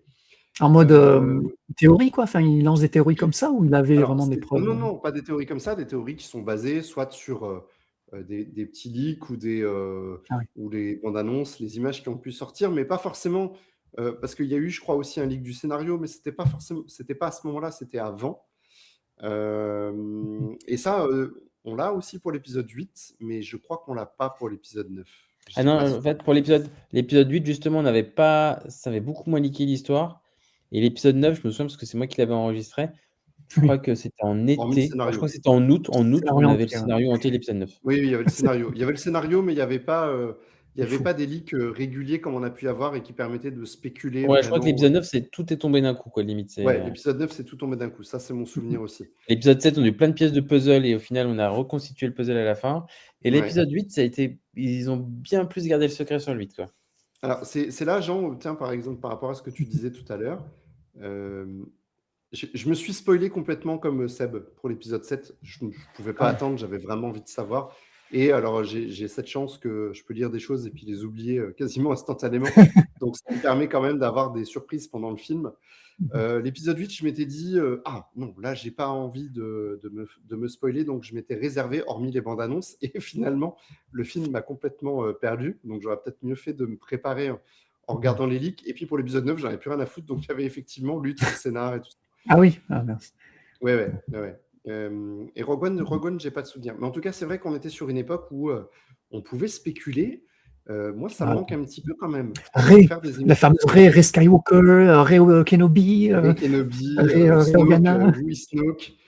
C'est ça. Mais quelque part, c'est là où Disney a peut-être pas les couilles de le faire, mais je veux dire, ça permet de faire parler de ton film alors que tu n'as rien à dire dessus. C'est de la promo gratos. Mais oui, en vrai, c'est génial. Est-ce que vous avez envie de spéculer sur l'histoire de Mandalorian et Grogu? Ben non, parce que la bande-annonce, il n'y a rien dedans. Donc, mais le pire, c'est que le pitch, le leak de l'histoire a leaké il y a 10 mois de ça. Personne n'en parle. Ouais. Bah, je ne savais même pas qu'il avait leaké, tu vois. Ah, tu vois, la preuve, tu vois l'intérêt qu'il y a pour ce film. Alors que Starfighter, il y a des leaks et ils sont plutôt intéressants. Ouais, je ne les ai pas vus. Alors, je ne dois pas regarder les bons canaux. Ouais. Mais il y a un leak particulier où... Enfin, je ne dirais pas dans cette émission, mais voilà. Tu m'aiguilleras juste sur le site pour aller les chercher, être sûr que je sois au bon endroit et j'irai les voir. Je t'enverrai un lien. Mais ça va te spoiler un gros truc. Si ça se confirme, ça spoilera un gros truc. Je m'en fous parce que ça m'intéresse. J'ai aucune attente sur ce film. Et c'est là où on n'est vraiment pas du tout dans le... Je vais t'envoyer le lien et tu vas attendre le film après, tu vois. Ah, ok. Alors ça, tu vois, ça me plaît bien. Ça me plaît bien. Je t'envoie ça. Avec plaisir. Donc, ça, je regrette, tu vois. Le fait d'avoir cette... Voilà, on peut en parler un petit peu, théoriser avec les copains, machin. Ouais, tu penses que... Ouais, non, laisse tomber, ça sera jamais une Skywalker, ça va être une Kenobi. Regarde, elle ressemble un petit peu à Ewan McGregor, machin. C'était génial. Je me rappelle, elle ressemblait genre à Padmé ou à... Enfin, oui, on pensait que ça pouvait être la sœur de Kylo également. Voilà, il y avait des traits avec Carrie Fisher aussi, donc spéculation sur ça. C'est intéressant. On avait pris l'anglaise aussi, tu vois. C'était intéressant. T'as le petit lien dans le canal, Loïc. Voilà. Ça marche, je vais le copier-coller. C'est là qu'il faut, c'est là qu'il faut pas que je clique, donc parce que je veux pas savoir. On a 2 ans d'attente. Non, je voulais juste revenir pour la célébration des 10 ans de l'épisode 7. Alors, je trouve ça un peu tristoun côté littérature parce que on a eu les 20 ans de l'épisode 3 en même temps. Jean, t'exagères, il y a un logo quand même qui a été fait. Oui, alors ils ont fait un logo. Avec un petit voilà. Mais on aurait espéré un peu plus, tu vois. Alors, niveau roman, on en a parlé, on a eu juste le dernier ordre, focus sur Finn. Alors là, c'est pas le personnage le plus adoré de la postlogie, mais et en plus, qui nous a été vendu comme un bouquin. Là, je vous remonte la miniature. Dernier ordre. Un bouquin post-épisode 9, il a été vendu comme ça, et on explique tout ça dans la critique, mais c'est pas spoiler de dire que, et justement, ça vous convaincra plus de savoir que non, il y a 90% du bouquin qui se passe pré-épisode 7, donc c'est vraiment un bouquin qui célèbre plus l'épisode 7 que l'épisode 9, mais il a été mal marketé, donc voilà. Et après, c'est en comics, alors Loïc rigole pas, mais Cette année, on a eu quoi? On a eu Battle of Jakku comme série Waouh, c'était comics génial. pour célébrer. Enfin, c'est un petit peu Ah, quelle l'entre-deux entre célébration tout ça. incroyable. Il y a l'héritage de Vador qu'on a chroniqué aussi, qui revient Waouh, sur quelle Kylo Ren. célébration incroyable. Je suis Voilà, alors tellement nous, qu'on heureux a le d'avoir. plus aimé, voilà. En jeunesse, on a eu Poe Dameron qui est revenu cette année avec BB-8 dans la série sur Dark Horse Codebreaker. On a eu quoi d'autre? J'en oublie, hein, quelques séries comics. Il y a eu un bouquin, un beau livre, les 10 ans de l'épisode 7. Comme ils font chaque anniversaire, l'épisode 3 pour les 20 ans, ils ont eu ce même genre de livre qui revient sur les 20 ans de l'épisode 3 et 10 ans de l'épisode 7. Donc il y a eu ça qui est sorti. Et c'est un peu tout, hein. Je trouve que c'est un peu tristoun, hein, surtout niveau roman. L'épisode 1 a été vachement plus couvert l'année dernière pour les 25 ans de l'épisode 1. Du coup, Mais il faut le fallait dire. redorer la postlogie, alors que là, la prélogie, pardon, mais la postlogie, on la met encore un petit peu Et sous le ouais, tapis. ça. Il va T'as falloir l'impression attendre que quelques Disney années. a twist avec les avis des gens. Disney a twist, tu vois. Avant, la postlogie, on n'en parlait pas. La prélogie, on n'en parlait pas. Là, maintenant, c'est la postlogie qu'il faut passer en mode C'est comme discret. les Tu vois. jouets. Hein. Les jouets de la postlogie, maintenant, sont très très rares. Oui, mais Il il y y a a vrai. quasiment plein plus de rien. personnages de la postlogie qui n'ont jamais été sortis en jouet. Par contre, le robot du 3e rang du Mandalorian, ils te le sortent. Hein. Et il ne se vend pas. Et il ne se vend pas. Tu vois, Mais donc, c'est un peu la cata d'ailleurs, les jouets Star Wars en ce moment, c'est un peu la cata. Donc, j'ai l'impression que c'est un peu le camoulox, la manière dont ils choisissent quel personnage sortir. Bref. Mais c'est vrai, Jean, tu as raison, parce qu'on a eu la révélation des 2 logos en même temps, la révélation des 10 ans de l'épisode de Force Awakens et les 20 ans de la revanche des Sith.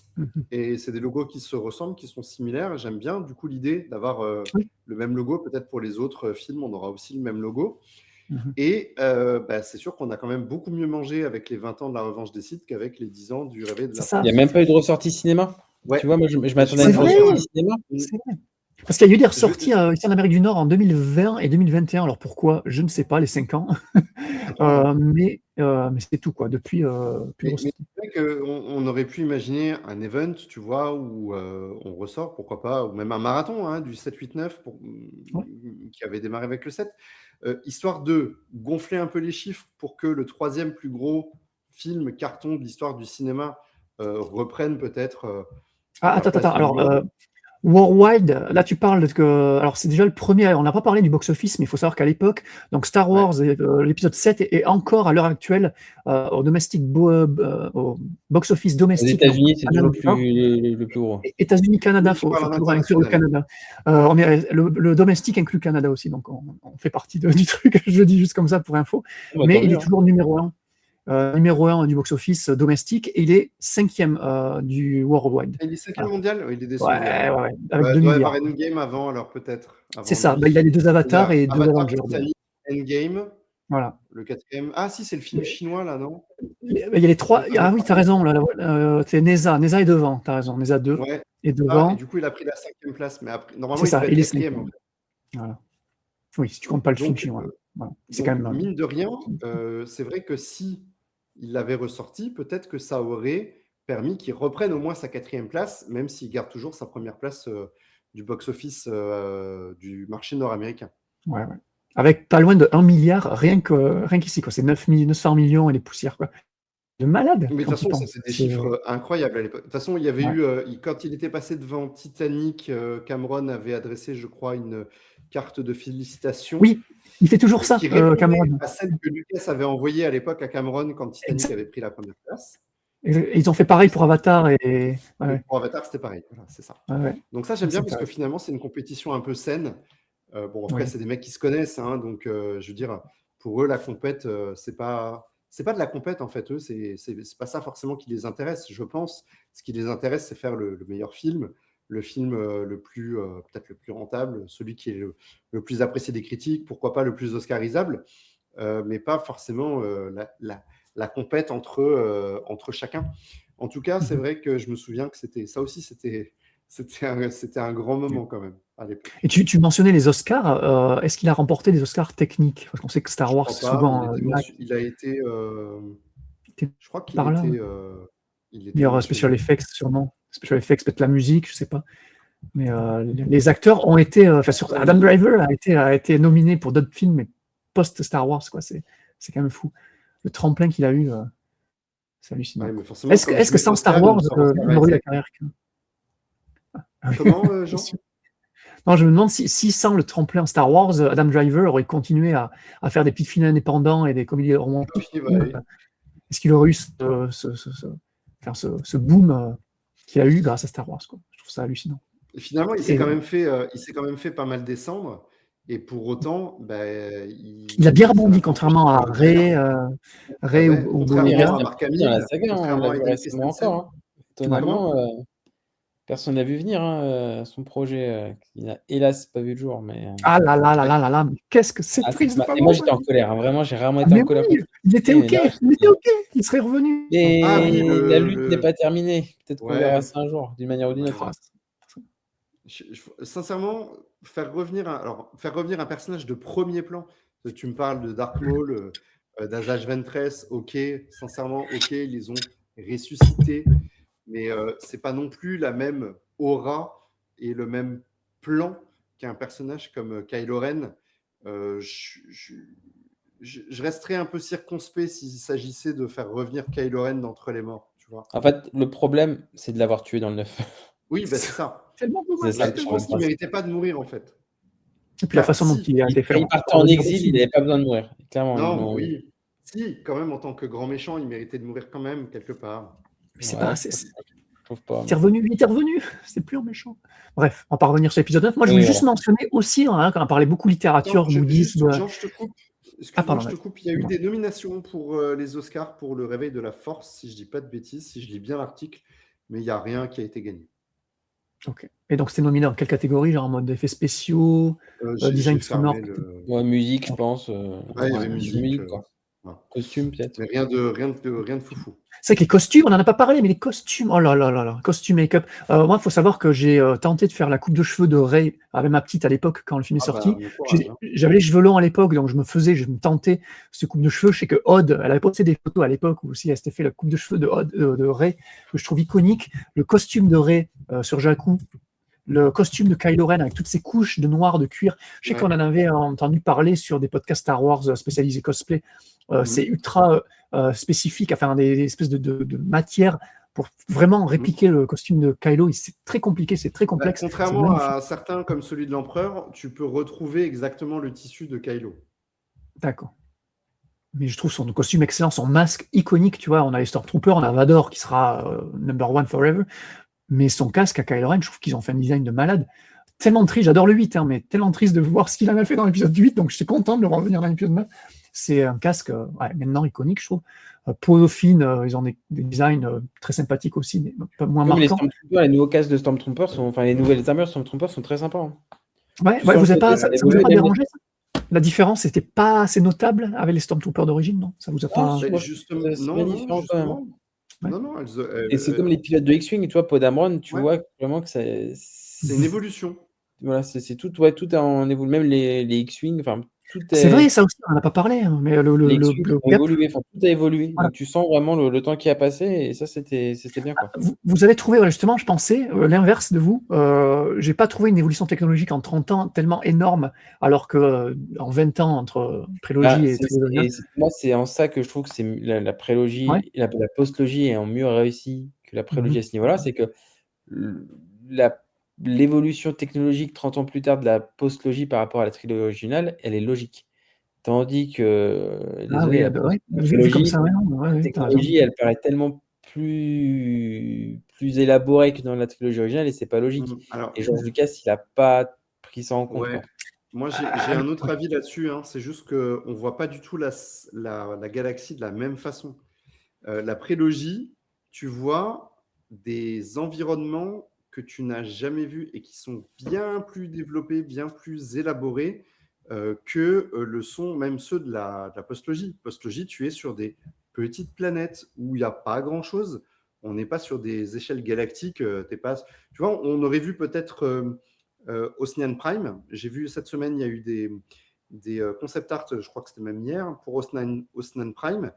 Si on avait vu ça, par exemple, à l'écran, et je pense qu'on aurait probablement eu un avis différent, puisque ça ressemble quand même, il y a quand même une similarité quand même assez conséquente avec Coruscant. qui fait que, voilà, contrairement à la postlogie, à la prélogie, pardon, où on était complètement plongé dans des environnements absolument dantesques, qui n'ont pas du tout la même échelle. Alors, ok, il y a la base Starkiller dans le set, mais ça reste des environnements très impériaux. Donc, finalement, à part des ordinateurs et des couloirs, il n'y a pas nécessité d'avoir forcément autre chose. Mais on le voit d'ailleurs, et dans le 8, quand ils vont sur bordel, la planète Casino, là j'ai un trou. Canto Bight. Canto Bight, merci, j'étais sur Baito. Sur Canto Bight, on retrouve quand même des choses qui ressemblent, qui sont bien plus élaborées que ce qu'on a l'habitude de voir dans la trilogie originale ou même dans l'épisode 7. Donc pour moi, c'est juste une question d'environnement et pas une question d'échelle galactique ou de gap dans la technologie.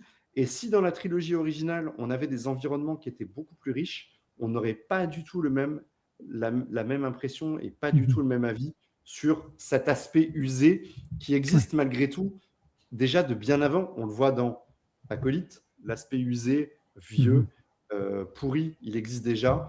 Dans la prélogie, il est là aussi. Dans les séries animées, il est là aussi. Et pourtant, on a des univers qui sont quand même beaucoup plus développés. Ouais. Effectivement, il fait sens. Le fait qu'on soit sur Coruscant dans des sphères vraiment politiques plus... Je pense que tu fais la postlogie dans la bordure extérieure, elle a pas du tout, t'as pas du tout le même aspect. Effectivement. Et justement, ça aussi, c'est une question qui revient, une critique qui revient souvent, et je voulais savoir votre avis là-dessus. Le fait de ne pas avoir vraiment l'éventail politique de ce qui se passe dans la galaxie à ce moment-là.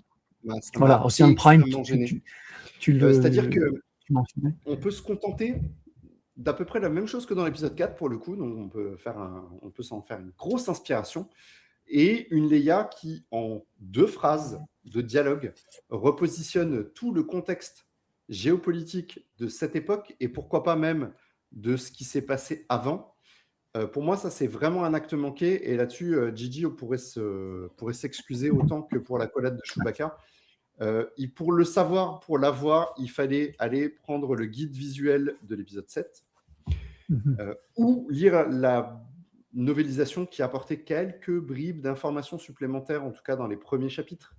Et ça, sincèrement, ça m'a saoulé. Parce que une fois que tu as vécu la prélogie, je pense que tu ne peux plus laisser de côté le contexte politique dans la saga Star Wars. Et on n'a pas besoin d'en faire des caisses. On n'a pas besoin de revoir... Non, juste un minimum, tu vois. Un poil plus, ça aurait été intéressant. Ouais.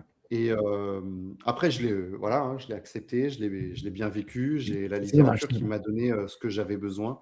Mais un petit acte manqué, effectivement. Voilà, petit acte manqué. Et s'il vous plaît, par exemple, dans Mondo et Grogu, typiquement, il va falloir quand même nous réexpliquer un petit peu le contexte politique de ce moment avec où il en est l'Empire, les seigneurs de guerre, comment ça se fait qu'ils ont encore une assise, des choses comme ça. Donc, pour moi, il y a quelques éléments qui seraient nécessaires de replacer, comme ils le font très bien dans la série d'ailleurs. Voilà, ça c'était pour mon avis.